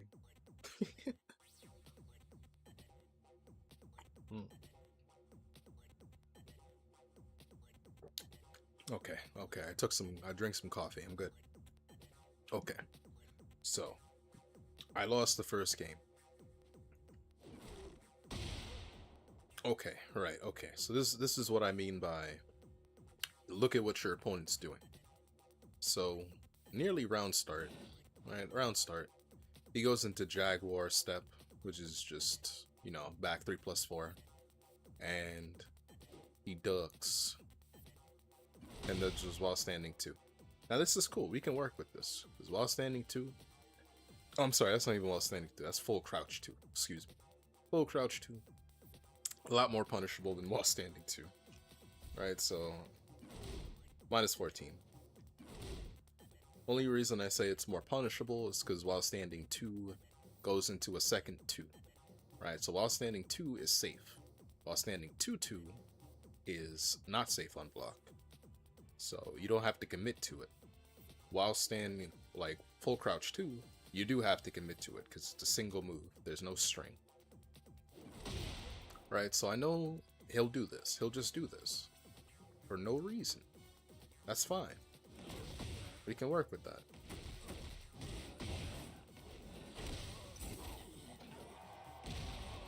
And this is what one jab cost me. 84 damage. That's one jab. The one jab. Right? One jab. I did one jab, 84 damage. That's what I mean by the risk reward. If you doing one jab gets you hit for 84 damage, it might not be worth it to jab in some places. It'd just be worth it to do other things. Right? So we know that. Got that information. So I do a jab again because I'm thinking, alright, he did it once. You know, he's gonna think I'm too scared to jab now. Now he low parries that, so this just basically means that he is ducking. That's all that tells me. He is ducking a lot. Which means the mids are gonna work. That's really it. The mids are gonna work. Now he tried to do a throw because he thought I was going to stay on the ground. Because if you stay on the ground against King, because, you know, he's scary, he can do that grab. And I think you break that with 1. I could be probably wrong. But if they're wrong, and you wake up with a button, they usually get hit. So, launcher. And this is before I learned better combos, so my combo is ultra ass, because I didn't care. I didn't care. Anyway, I get my 44 damage. Alright, so I don't know what he's going to do, so I just go up and block. I don't know if he's going to get up kick or anything. And I do a hatchet kick, which is a little bit risky because he was already ducking a lot. Now, it's not as risky as if he was just straight ducking, because he's low parrying. If you block hatchet kick, that's a launch. That's very launch punishable. But if someone low parries, they don't get as much damage as they would if they just blocked and punished. So, it's not as bad. Right, but now I start the mids because he did duck again. And he did full crouch too. He did it. You can see it in the move list, he did it there. That second time is just a down 2 jab, but the first time is full crouch 2. So he's actively doing this. Now, I duck for a second, but on the timing, it smokes me. I'm not gonna lie, it smokes me. Now, he's +5. But I can step. Now, he recognizes this, which is good. And he does forward 4. Now, the thing about forward 4 is it's a really good tracking move, but it is -9 on block. So I immediately start taking my turn. Now, mind you, this is not good what I did. It's not good. Not good. I shouldn't have done this. Shouldn't have done that. Because he's full crouch doing. He's ducking a lot. Why would you jab at somebody who's doing that, right? So what I should have done is just something like that. Because he can't avoid that. That's why you do this instead of jab. Because he can't avoid it anyway. Or even forward 3, whatever. Forward 3 is 20 frames. But he is so slow. I mean, his sidestep isn't the best, mind you. But he's also -9, so he doesn't have many frames to work with to start sidestepping. So you can do the really big moves, and that's why I say, like, a jab will hit, but this hits too. So you might as well do the bigger move. You know, something like that. But alright, I jab, because I was stupid. Cool, I'm jab. I'm +8. So I do the same exact thing I did before. They got me low parried because be stubborn sometimes. Be stubborn. Now I'm -1. This is not actually plus on hit. Most lows aren't plus on hit. They're plus on counter hit, but they're not plus on hit. So, you know, you can be challenged depending on what it is. So I don't immediately start swinging. But I do down forward 4 because he's ducking a lot, so I don't want to get hit. I also don't want to let him just get in my face and start throwing me or hop kicking me. And I get a little bit too happy about it. Now this isn't bad because it's down back 3. It's not that bad. It's only +4 on hit. Only +4. This is like an exception because this is 23 frames. It's kind of slower. Now he frame traps me with while standing 4. Because if I press the button here, I get frame trapped. But the thing about him frame trapping me, he gives up his turn. He's -6 now. So you start attacking, and I know this, so I start jabbing again. And then I start doing down forward 1. A jab here and there is not bad, as long as like you follow it up with something that's a mid. Protect yourself. Or you start sidestepping. Yada yada. Just don't throw out jab if someone's ducking, and you know they're ducking. And I do a slight delay, another down forward 1. And I do another sidestep, that's cool. Backdash, sidestep. Now, I don't launch this. Unfortunately, 1-2-1 is not something you can punish with and get a heat dash. You have to counter hit, which is why I don't finish it. But I do get plus frames, +2 now. So I do another down forward 1. Because plus frames are cool. And now he's doing that. And I get lucky. Because what I really should have done is I should have thrown him. Because that's the best way to deal with armor. Is throwing them. Because they can still hold through this. But he didn't hold through it. So I got lucky. But I get plus frames again, so you know what I'm gonna do, right? Yeah, I'm doing another down forward 1. Now he blocks this. That's cool. That's cool. I'm -2. So you know what I do? I'm -2. I start sidestepping. Cause I'm fucking -2. I'm not -10. I'm not -9. I'm not -8. I'm -2. Even though I pressed the button, he blocked it, it's still my turn. And I wasn't sure whether it was going to be whatever, so I ducked. But I get a launch. You can whiff punish by doing while standing moves. It's something you kind of learn over time. As long as you stay somewhat far away, right? Like a good distance. Right? So you go this close, you can still whiff punish, even if you're not standing. You're cool. As long as you know what button to press. So even though it's like that, we could. But that's round 1. It's only the first round. So this time, I just chill out for a second. Because my man is about to start wilding. I back up a little bit. He doesn't do anything, so I slowly, I start taking space. I don't know if that was slow. And I jab, because, you know, why not? Why not? Why not? You can also kind of, like, he likes to duck. So if I throw out a jab, he might feel more confident ducking again. And he does. He pressed a button, which would have caught me sidestepping, but down forward 1 stops that. Now this is a counter hit. So instead of being +2, I am +7. And I don't do anything for some reason, but he did armor. And I didn't do anything. I just looked at it. I just looked at it. Now, I'm +9. So I just, instead of jabbing, I go down 2. He not low parrying this time. So I'm +1. Now a lot of Dragunovs can do like full crouch 1, whatever. That's cool. I frame trap him because I mean he could still be low parrying me, and it looks like he was. He was holding down forward. That's low parry. So if I had done the full crouch 1, he would have low parried me. He would have blocked it, whatever. So yeah, I didn't want to push my luck. But now it's not my turn no more. Now it's not my turn. Right? It's not my turn. You can see it's not my turn because I freaking get counter hit. Now I'm going downtown.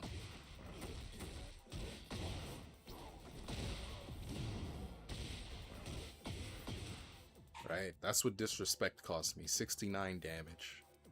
Right? I got hit with a 69 because I was disrespectful. That's cool. So I tech roll right into the forward neutral 2. That's cool. +5. Now he does the same thing he did before. And I do the same thing I did before. This time I didn't block though. Now I thought he was gonna duck. I don't know. He's gonna do something. That's cool. It's -12. He don't punish it though. That's great. That's fantastic. He didn't punish that. Now I don't press a button because down forward 2 got an extension. Get launched for it. So then you know how it be.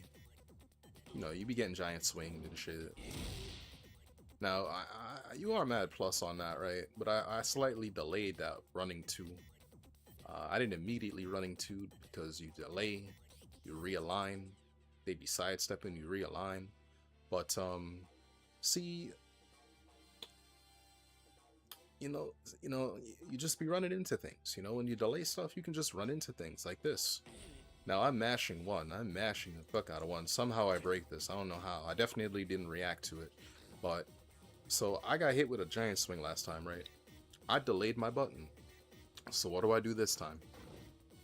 I down forward 2. Because he is he's pressing buttons, right? I get in that space, he is pressing buttons. I'm like, I want to get in there, but I can't delay, so I'm just gonna do it. Now I don't get the full combo on that because the wall's there, but I do hatchet kick, and somehow he ain't ducking that hatchet kick. I think his low parry was off. He's low parrying there after he got hit, but it's too late at that point. Now he'd been doing a lot of muscle armor at that case right there, so I go ahead and just do a throw. It's a risky throw because he do be ducking, but it's a risk you can take.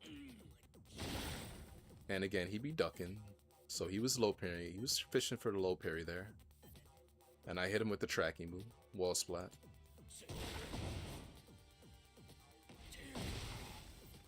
I messed up that combo. I fucked it up. But he's ducking on wake up, so I do another down forward one. The reason I do that is because it's just not worth the risk of doing something like a down two. I don't need to do that. I have him at the wall. I have a lot more health than he has. I don't need to take that risk. And it's likely to work.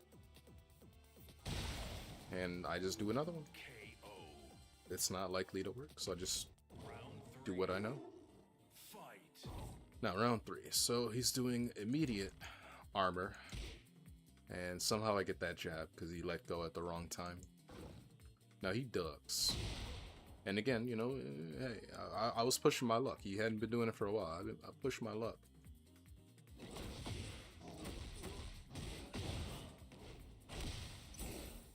So he missed that combo, thank God. So 63 damage, not 69 or anything like that.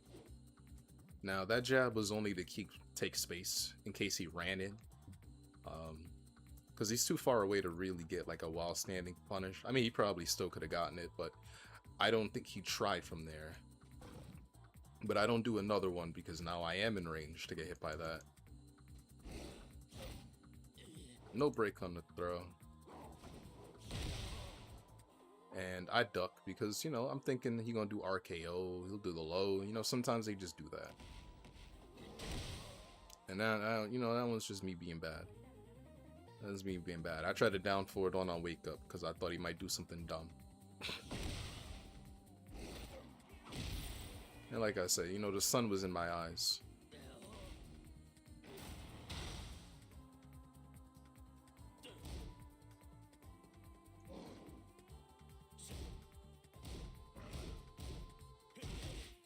That's a bad punish. Better punish, not optimal. Now, my worst fears are realized. He does low parry me. I mean that hatchet kick is minus 26 on block, so this is a good low parry. He messed up his run. He wanted the run. He wanted the running throw. This is what he wanted. And that would have killed me. So you see, even though it's a good, you know, low parry as far as like taking the low parry, I can't take the low parry, so it's still a bad low parry. Hey, what's up, Red? How you doing, yo? How you doing, yo? But yeah, he messed up his run. He didn't get it. Now somehow I blocked this, and my punish is off. My punish, because I'm bad. My punish is off. That's the right punish. Punish is off. Punish is bad. Punish is bad. And I get him. And I get him. And we get him because he ducked. We get him. We fucking got him. We fucking got him.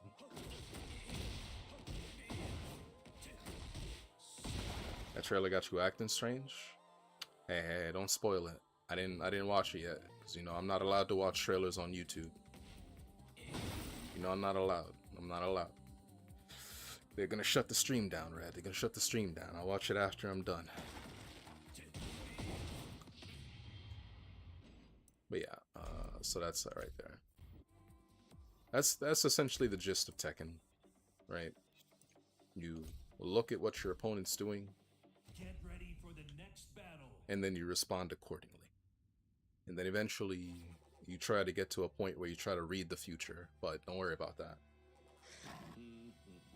So this is the match after. So this time I don't jab round start. I jab a second after round start. So now down forward one. Punish. Wrong punish. That's minus 10, not minus 12. The other one's minus 12. So block that. That's not the best punish, but that's cool. Plus frames. I'll try to implement that when I play tonight. Yeah, I mean, just find some pokes. That's the basics of it. Find some pokes. Find a few mid pokes. Find a few low pokes. Like, I'm not really pressing. Like, I only use like what, 5, 6 moves. I only use a few moves. I barely use his move list. Like, I only really use like 4 or 5 mid pokes, like 3 low pokes. You don't really gotta do much until you get higher level. You get higher level, you know, everybody's used to the basic stuff. It's better you know, layer it on, pepper it on. But when you're first starting out, just find a few things. Don't overextend too much. Like, if you don't feel like you need to do anything, don't do anything. But if you know, it's hard to explain because, like, Tekken 8, you really want to be aggressive, but you want to be aggressive smart. But when you can't be aggressive smart, you gotta chill. You gotta chill. Oh, I messed up my combo.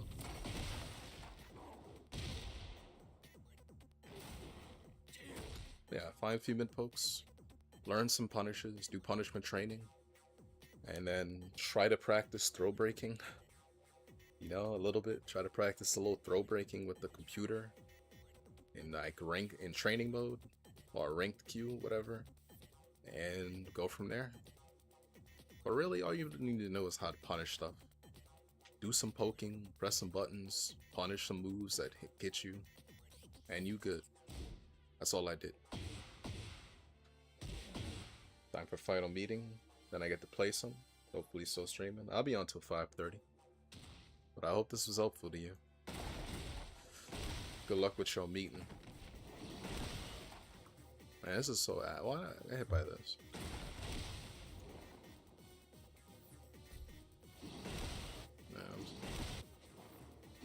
Hold on. Thank you. Bless. Oh yeah, remember there's a patch tonight, so, you know, don't wait too long to play. We got the patch later. Got the Kuni patch.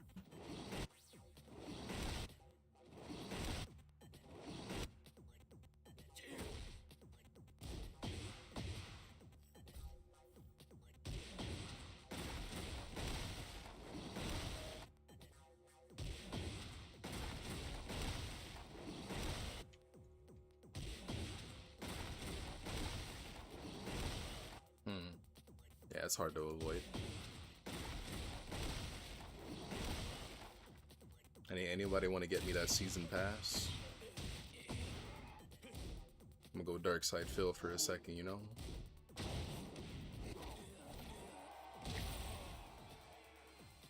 In exchange, I'll get you a timeshare. I don't know when I'll get it for you, but I'll get you a timeshare. I promise. I'll get you the timeshare after they shut the timeshare down, but I'll still get it for you. Do they shut down timeshares? I guess they dissolve them. I was cheating. That was definitely cheating. I didn't do that. That wasn't me. I don't duck things like that. I definitely don't duck things like that. That wasn't me. That was a phantom. Yeah, I'm so lucky that I don't actually like high crush, because I would have got hit. Oh my god, timing is so ass. Bro. Can't hit a single conversion. Yo, stop jabbing, you nincompoop. Stop jabbing, man.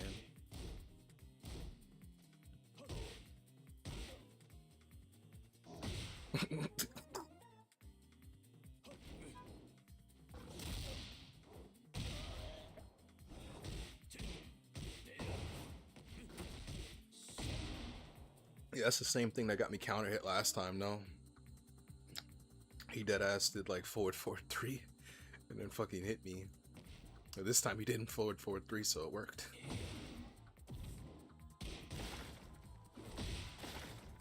I'm so ass, man. Muscle cheeks.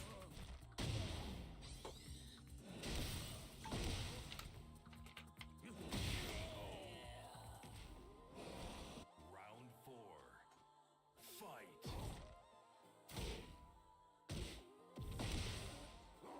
See, I told you that wasn't me. It happened again. I didn't duck it this time.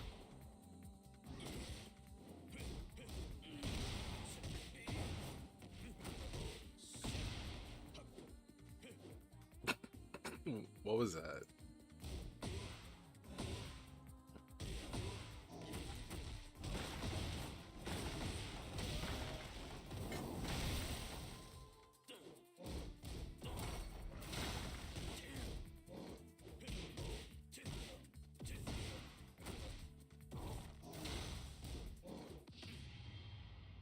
No way. No way.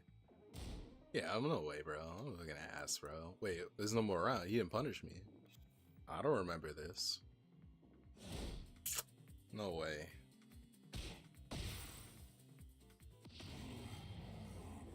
Okay.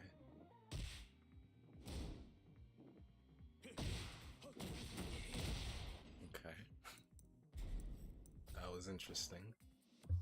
That was interesting. I'll say that was interesting. That was really interesting. Why was I really jabbing that much, dude? Why was I really jabbing that much? I was really jabbing like crazy. Like I was really out here for some reason. Damn, ain't nobody on. All y'all some bums. Zero was on though.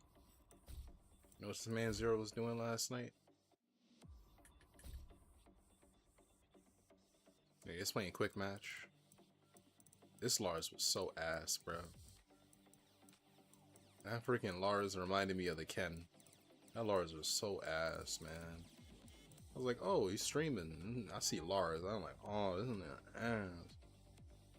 This Lars so ass. Oh my god. It's very traumatic. Very traumatic experience. Truly. Alright, I was playing, yeah, I was playing Fang. Yeah, it took me a second. Get ready for the next battle. I'm a okay. Okay. Oh, nah.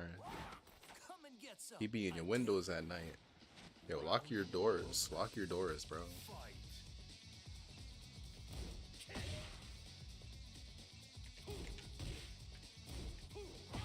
Ah. You're one of those.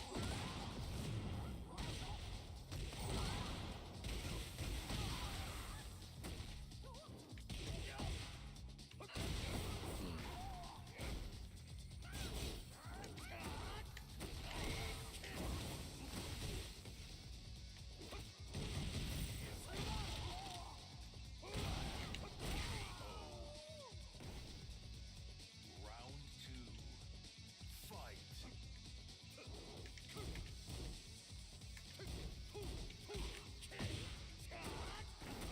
Oh, that worked? Oh, I thought he was too far. Round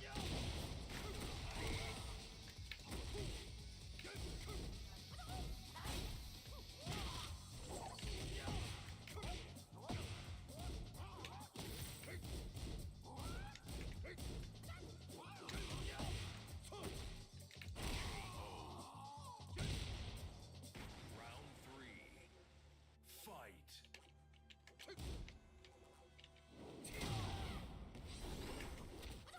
Good break.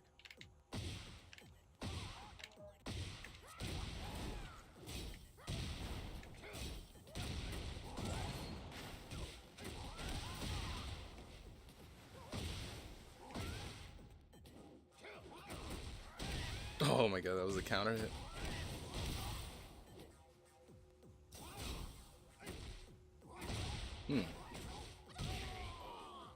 Tricky. Round 4. Fight.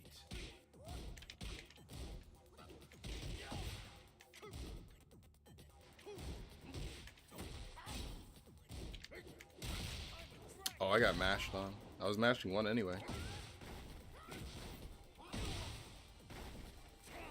Nice side too.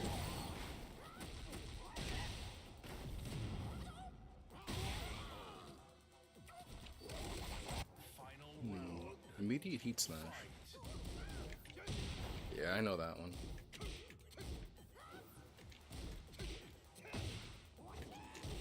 Oh wow, he did that.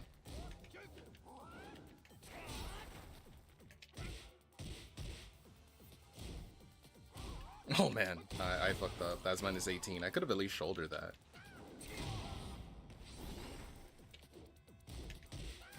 Oh, he finished it.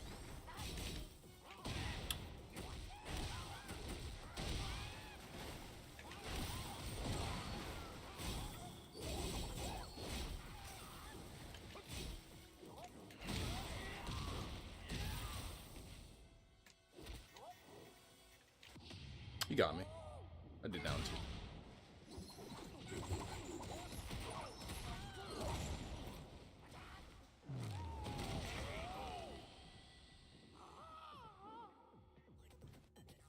That bunny mask is the last thing you see. Yeah, he got me. Okay. Round one. Fight.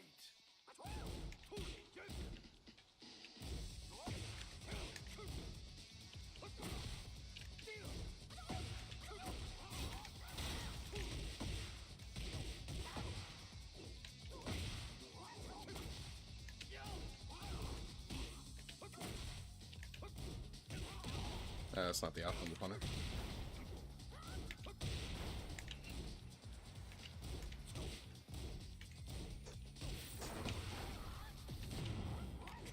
Oh no, that was a freaking hop kick. I did the wrong down forward.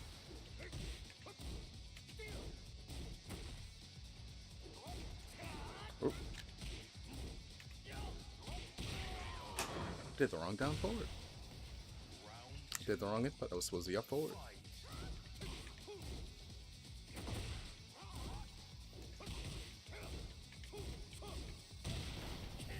Oh, I didn't mean to do that.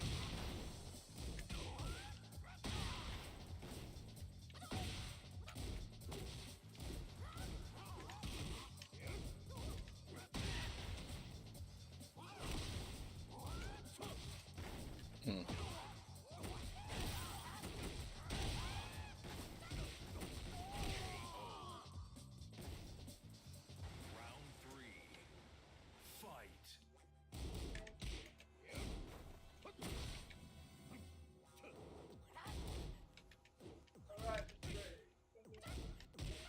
Ah, fair enough.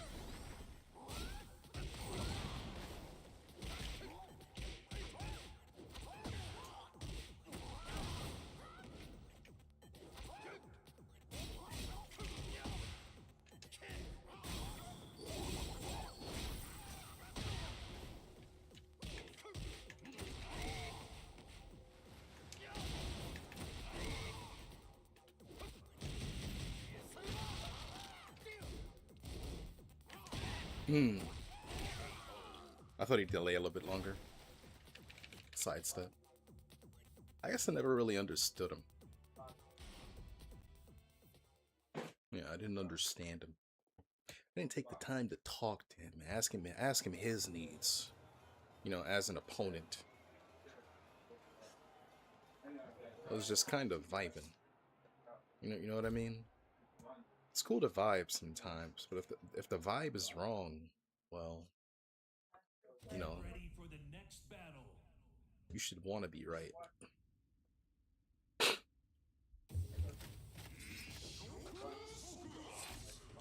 Yeah, I just fucked up that match, I'm not gonna lie. Fight.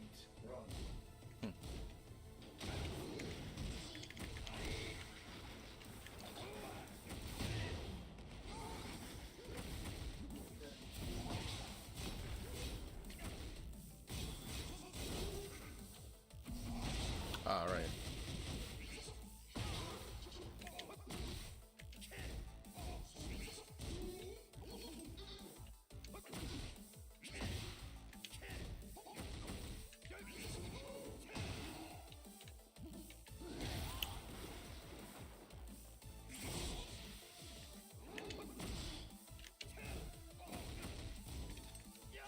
Oh, I didn't mean to do that. Ah, I forgot what that button is.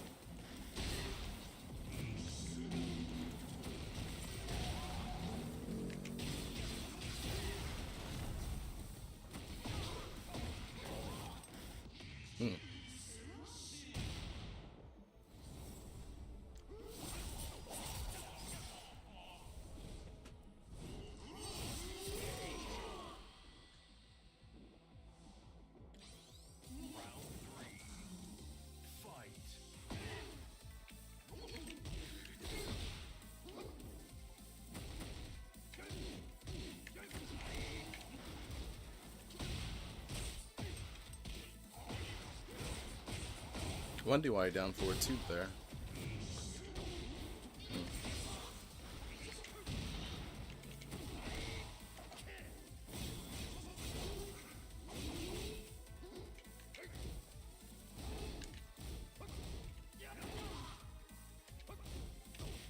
Nice block.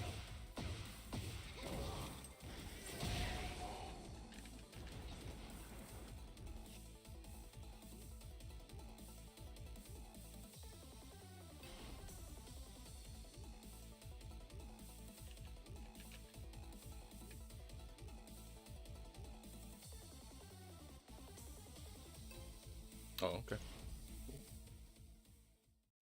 I mean, he's not really gonna get many points from playing me.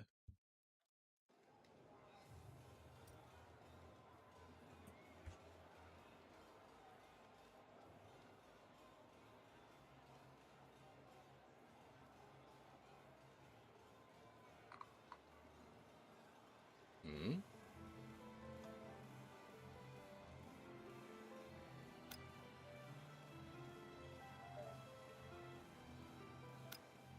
Yeah, your dad, Jeff, and I went drinking together.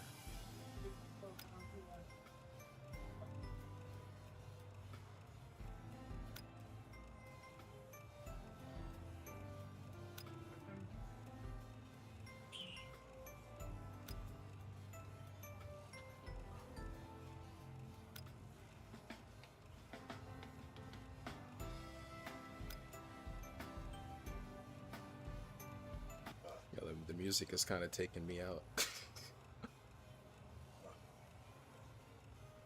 I respect it though, you know, it's interesting music.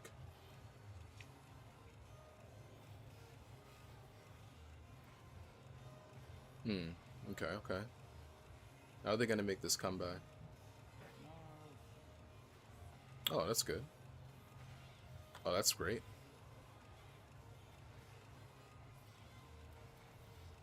Oh dear. Oh dear. Okay. They didn't know about that?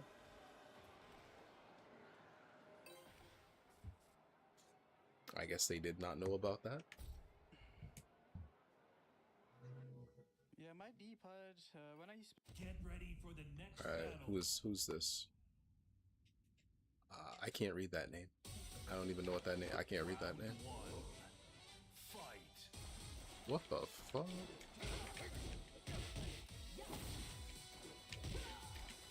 Oh, I didn't even do that. Why would I do that? What?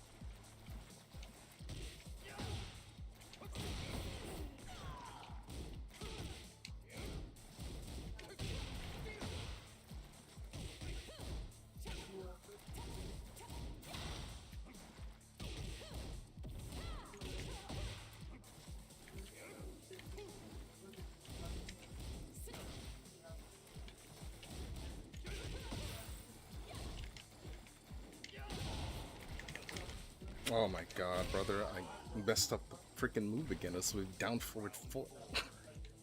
Fight. How did that whiff?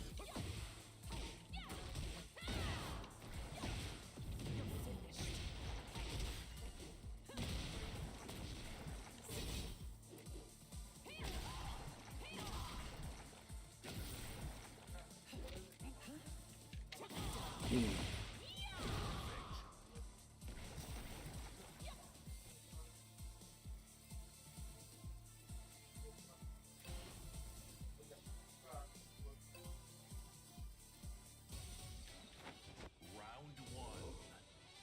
Fight.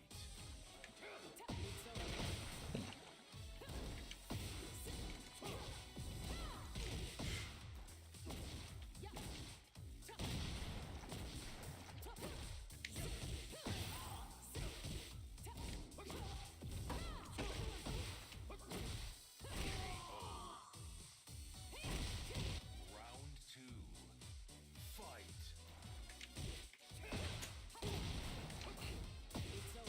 Nice one.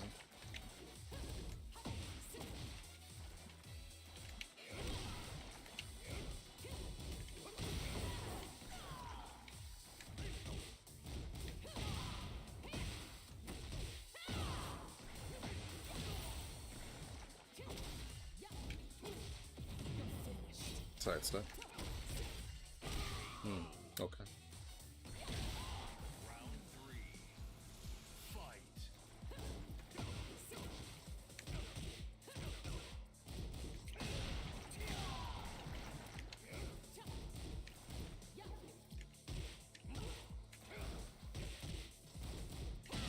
Ah.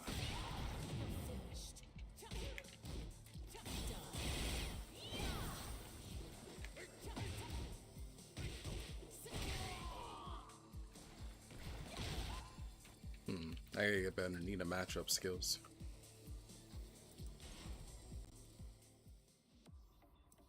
Yeah, I definitely need better Nina matchup skills.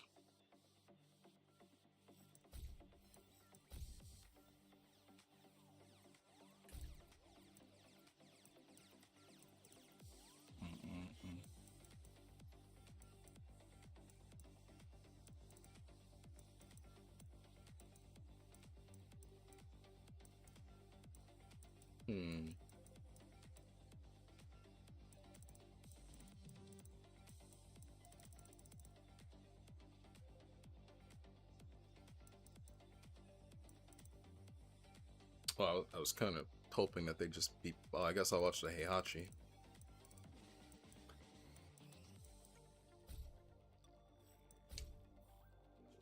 Get Anything. ready for the next battle.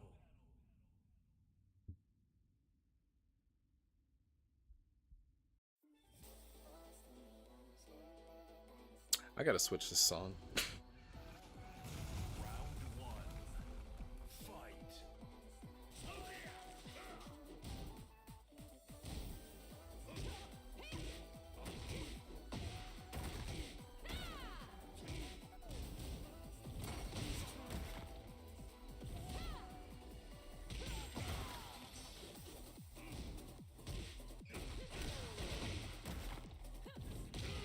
What the heck?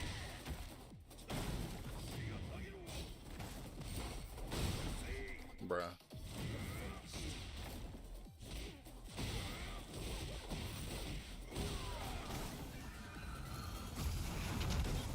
Definitely got the better mash skills than I got.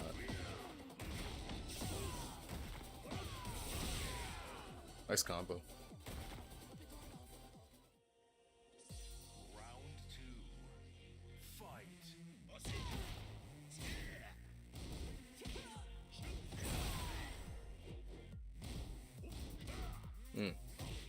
Good punish.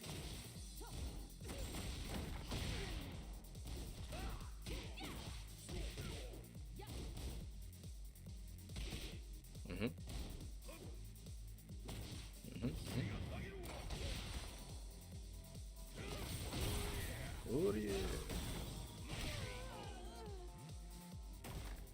Round three. Fight. Auto.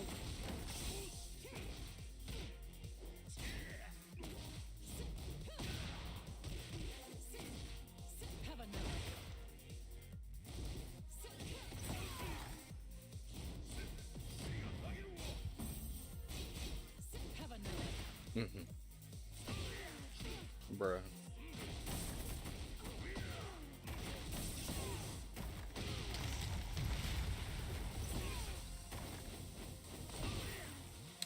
That was oh, okay. All right. Okay. Okay. I gotta see that again. I gotta see that delay again. That was a very nice delay. It's very hard to notice the first time, but he sidestepped. And then out of this one, that slight delay messes up the whole sidestep timing thing. Especially since you're supposed to step that one to the left. Right.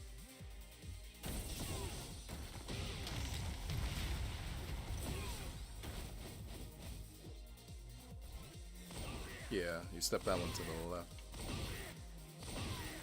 Alright, let me just take over a second earlier.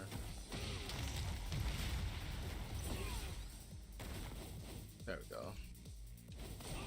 Yeah. You step to the right, you mess it all up. Well, it messes you up. Okay. Okay. I think I'll switch to Dragunov for a bit.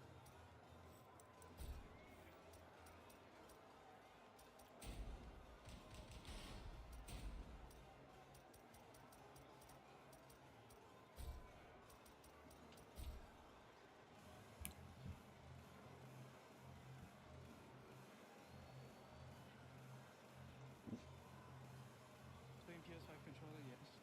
That's awesome. Oh, this is in Europe. Oh, thank God. I don't want to deal with any Reina players. They're just Europeans. I'm grateful. I'm grateful. I don't want to deal with the Reinas. Even though Reina players tend to be a little crazy. You know, they be crazy. They be playing crazy.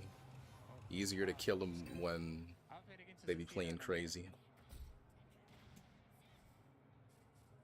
But everyone can get it. Everyone can die. Get ready for the next battle. Everyone can die. Alright. Default Armor King Fight. on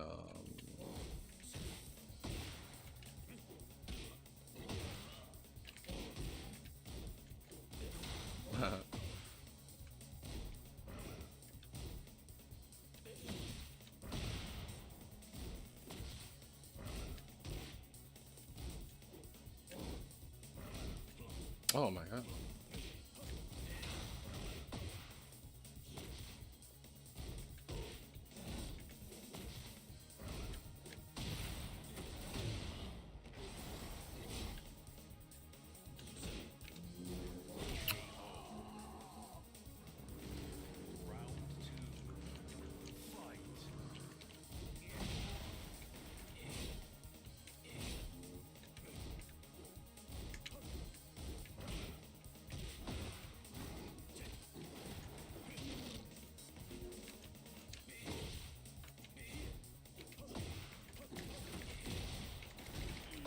Oh my God, it's lagging. I'm not gonna drop my combo though. I'm not gonna drop it. I don't care. I don't care how much it's lagging. I'm not dropping this combo. That was a pretty dumb thing to do, I guess. That whiffed.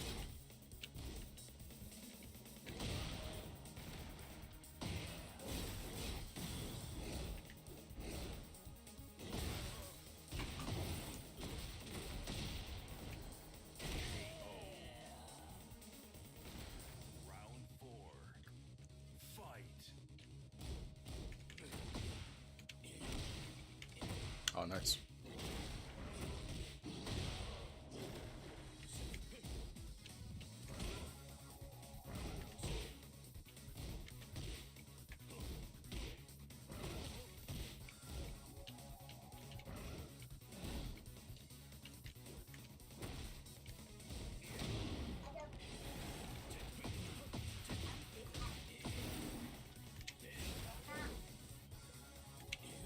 No, that was what I wanted. I wanted hatchet kick. I wanted hatchet kick. I didn't want that. Well, I didn't want hatchet kick. I want a tracking move.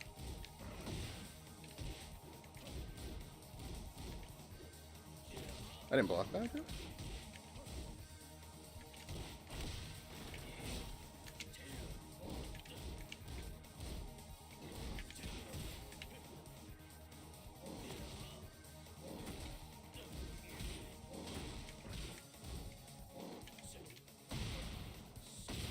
Wow.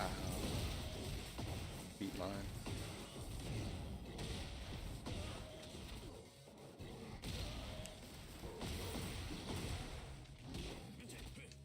Nice break. What a block.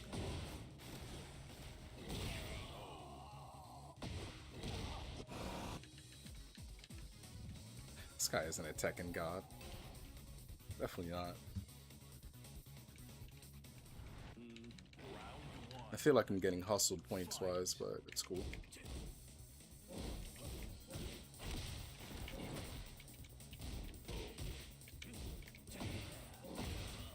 He just did a dark upper. Cool.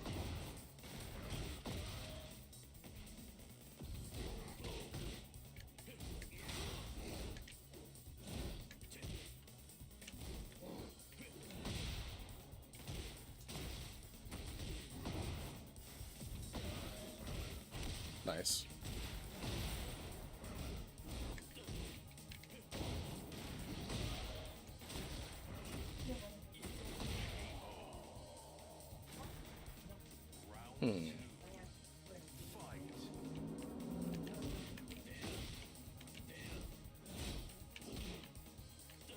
Oh, he ducked. How did he duck? How did he...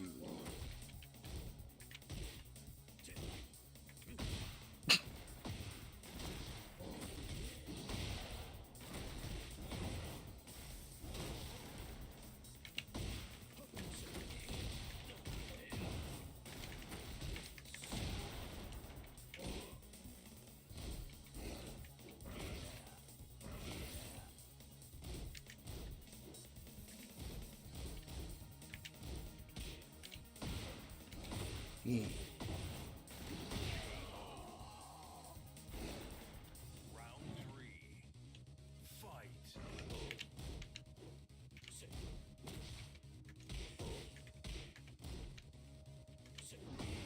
I whiffed? What the fuck did that whiff?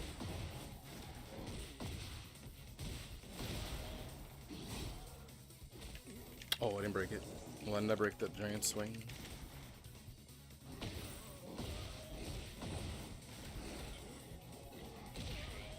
I got washed.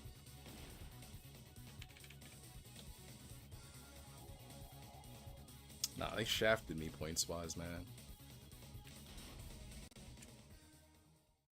I got shafted points wise.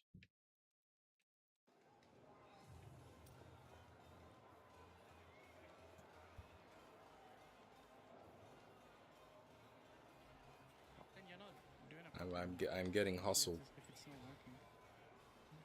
Because that's what's making your sensation.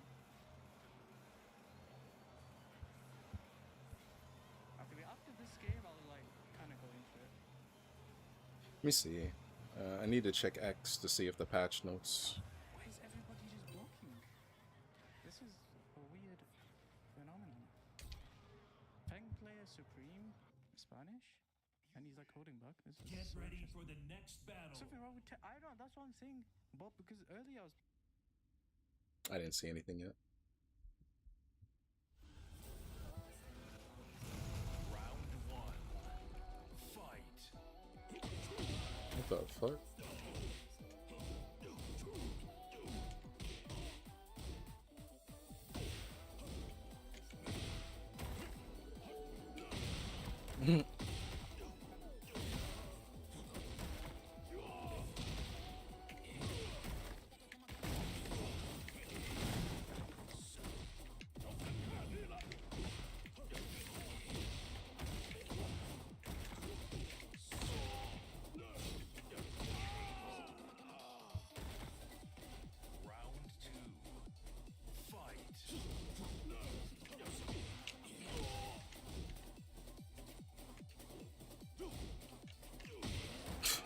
just did a back one for no reason. No reason. Yeah, no reason to back one there. Why does it keep doing it? Why didn't I duck that?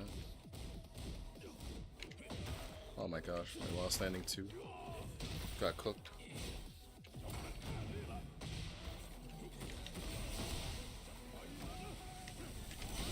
Oh, I did back one instead of jab.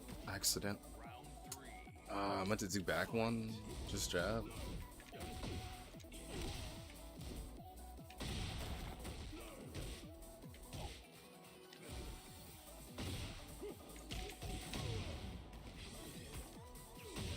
Okay, let him know.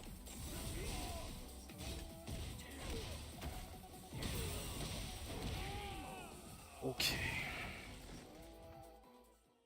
Like, the last player was really solid. This player is just... That's minus 15, man. Bad punish. Alright, let me just kill him.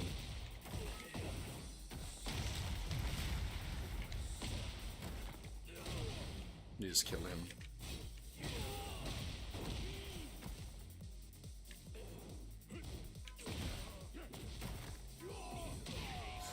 I'm just going to kill him. Like, that last player was really solid. This player's not as, well, foundational, I would say. That Armor King was very foundational. Very, very foundational Armor King. All done? Ah, bless. Time for some games. Yeah, and enjoy yourself while we wait for the patch notes. Enjoy yourself. I'm waiting for them patch notes. So try to get as many games as you can. Get ready for the next battle. Before we are forced to go to the training mode. Lest we do no Tekken. Round 1. Is this Ace? This is Ace. Fight. It's kind of laggy. Oh my gosh, because he's on the side.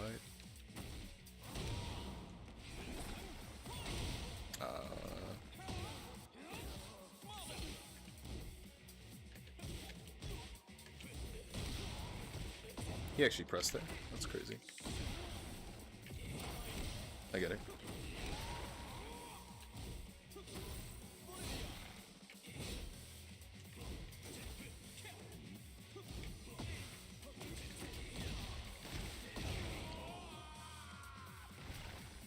Round 2. Fight.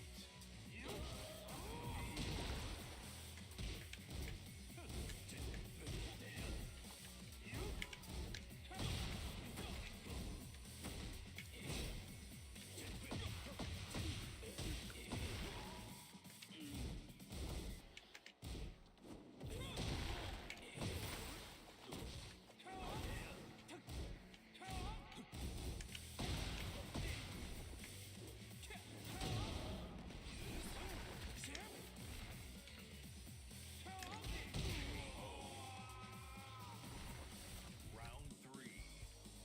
Fight.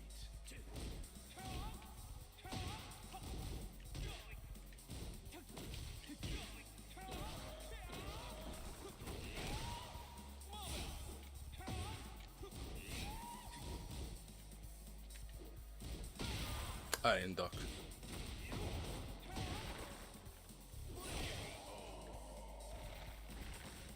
Round 4. Fight.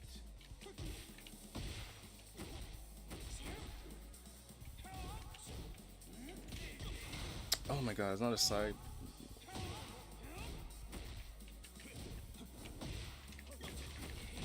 Can't get 1-2-1 because it's not an actual side thing.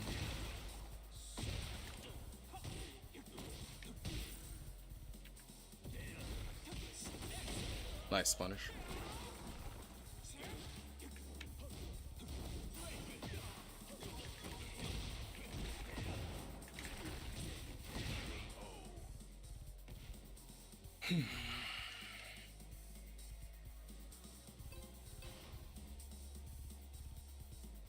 I'm grateful he gives me another match. Like, if he beats me, he's not gonna get a lot of points for it, so I'm grateful.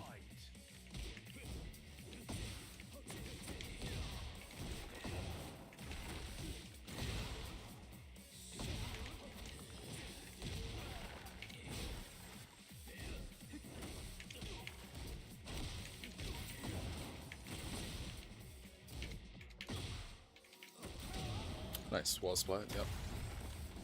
I knew I was pushing my luck, because if it's -7 on block.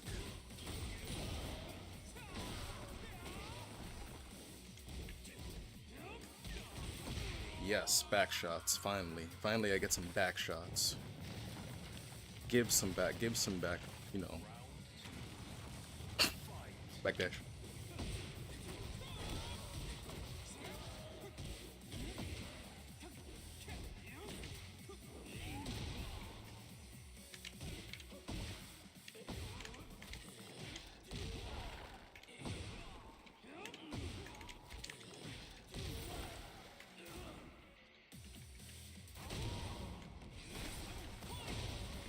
How did that actually still hit me?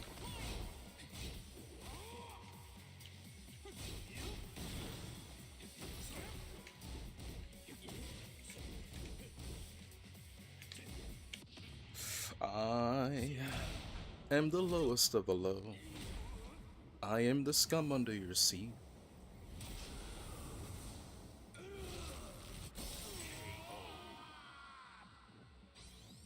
Round 3. Fight.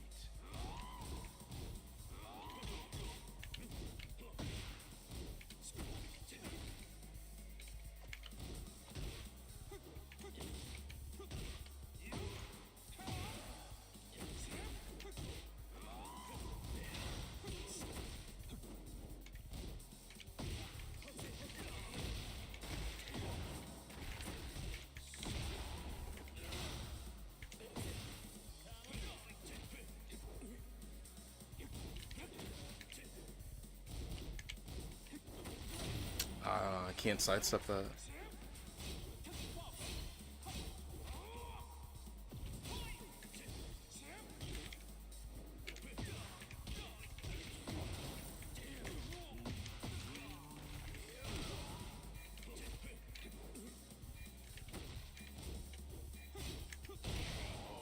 Yeah, I pushed my luck with that one. I could have just rage arted one of those strings.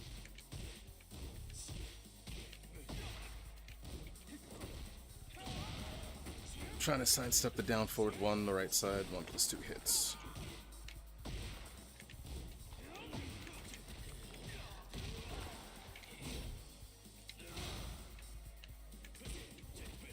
Good break.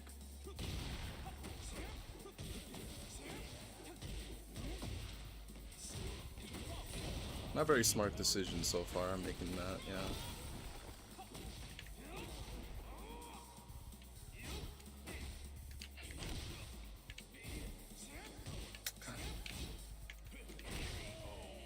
Didn't duck it. I could have launched him.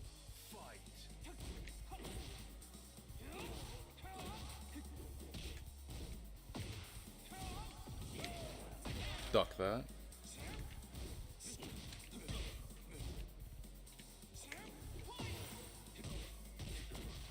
I think I could have used up forward one. Yeah, up forward one to whiff punish that. Have to whiff punish it.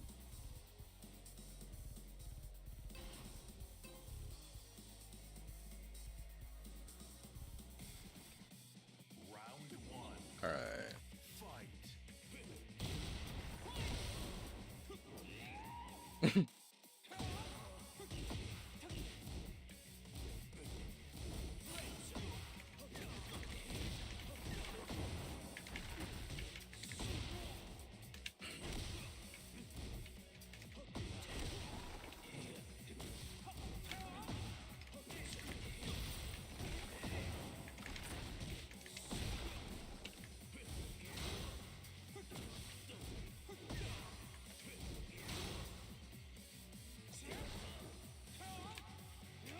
Bruh.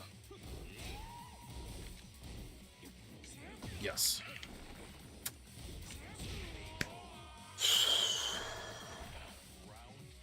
Dog, what the f... I'm not just duck, man. Just duck. Just make the simple choice.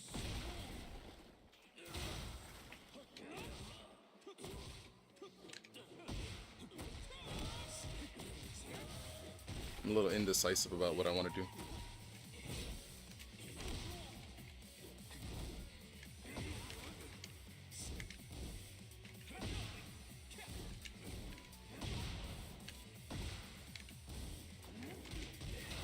Oh my god.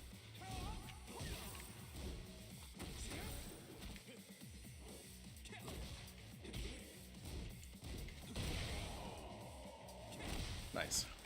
Round 3. Fight.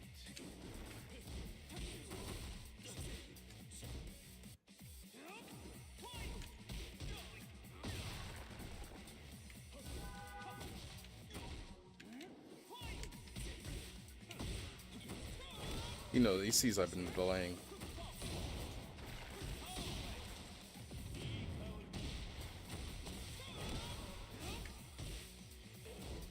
Oh, I didn't mean to do that. I meant to do forward 3.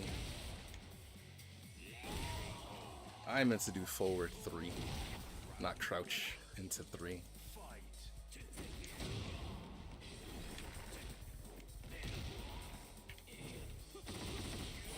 I didn't see that tech roll coming.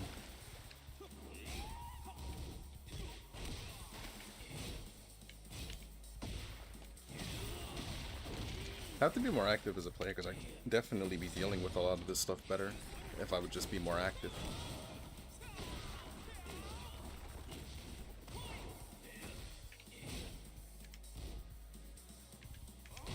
Okay, that was not the time to be active. I think I pressed 1 and then 1 plus 2. Because I definitely pressed 1 plus 2, but I think I pressed 1 earlier. I accidentally pressed 1 and then 1 plus 2. Which pretty much makes the 1 plus 2 invalid. Yeah, I was taking too long. Too indecisive. That was fun though. That's the type of practice I need. Definitely too passive as a player. Like, I see some of the things he was doing, and I stopped being a participant, and I started being a spectator. I was fucking up. That's really it. I was fucking up. You play a fighting game, you are a participant. You're not a spectator. You start spectating, you start letting people do things. Yeah. Yeah. Damn, why? I just need to beat him so he loses points. I just want to take his points. Brother, he's in Europe. I'm in America. Why is it when he gets a match? Oh, and it's both that Lydia.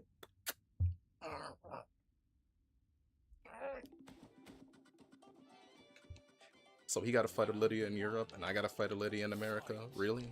It's the same thing we gotta do. We gotta do this.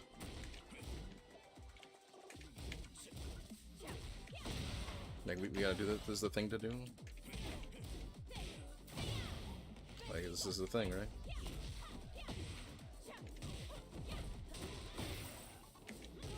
Like Jesus. Could the second part of his string like not realign, please? Ooh, that whiffed. That's my bad. Is that Emma Frost from Marvel Rivals? I think that is Emma Frost from Marvel Rivals. Looks good on her.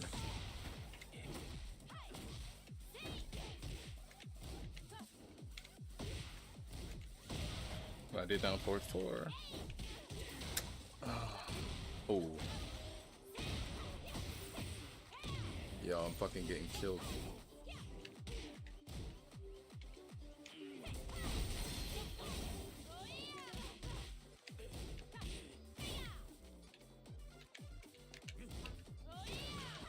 Oh my god, that fucking combo. Round 3. Oh.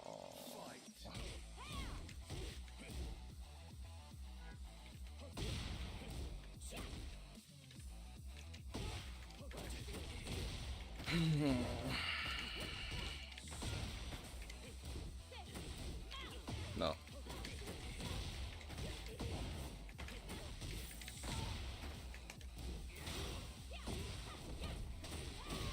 that's fine. I'm not gonna fucking...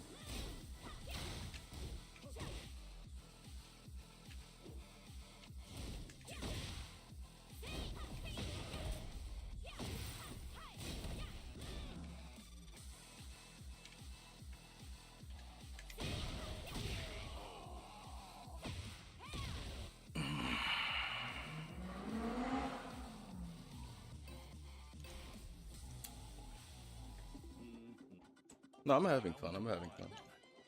Fight. Having so much fun, guys.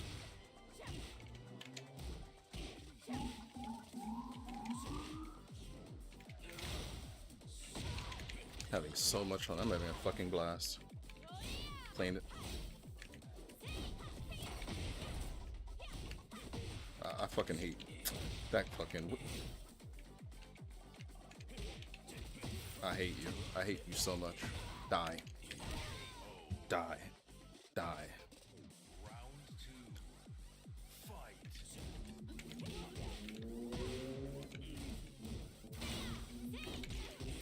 Yo, give me the fucking back shot, bro.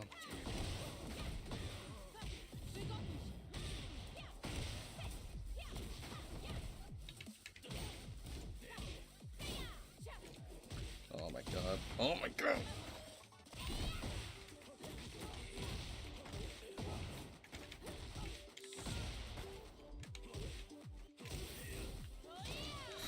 Why? Why does that combo, brother? Why? Like, why does that combo? I constantly gotta be looking for that? When she got a forward too that she could also fucking be doing? I gotta be looking for that? Like, really? I gotta looking for that high that just combos a normal hit? Oh, my bad. You know. Like, the only reason I'm winning is because he's fucking doing that. Oh, okay.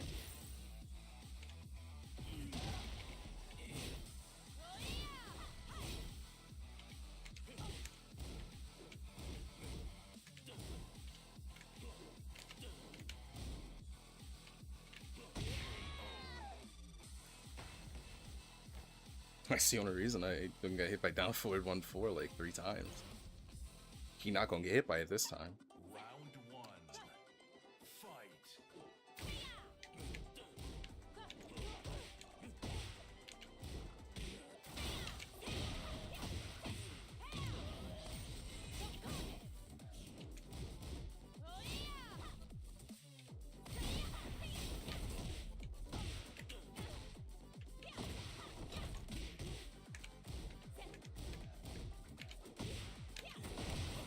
Fair enough, fair enough, fair enough. Doesn't get okay from this, I gotta stop him. That was a good block, actually. Alright, please do something crazy, or else I'm not gonna win.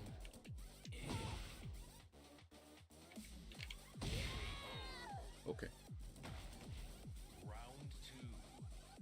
Fight. Yeah, I'm messing up.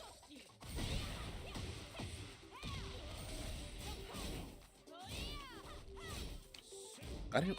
That was back 3, not down back 3. It's back 3. I didn't do a fucking snake edge, man. Oh, I did the wrong combo. I did the wrong combo. I didn't mean to do that.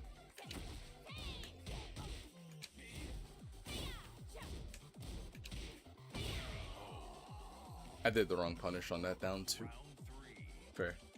Fight.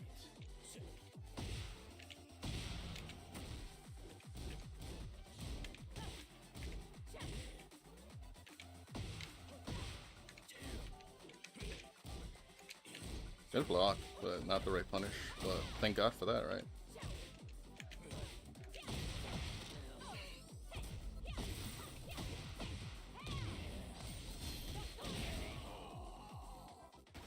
Oh no, I mean, he hadn't done an unblockable yet, so I was like, why not?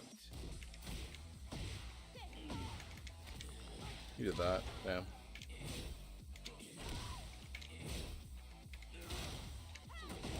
Fair enough. I wanted to see how much he'd hold. Nice block. He realigns.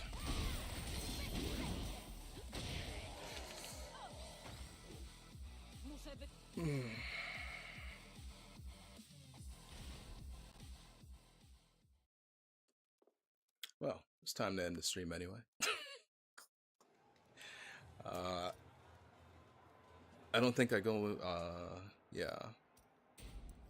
I don't actually.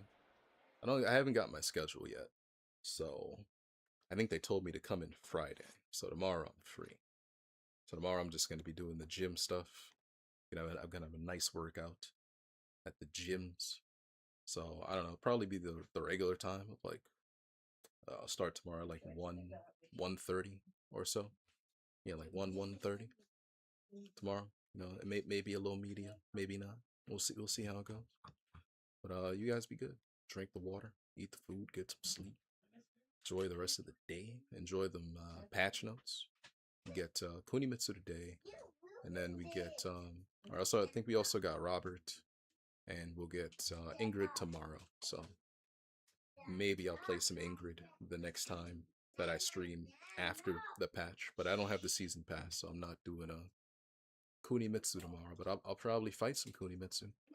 I'll also probably go over the patch notes as riveting as it is. I know it's riveting. I know it's so exciting having me read in a mundane voice patch notes for like 3 hours. Beautiful.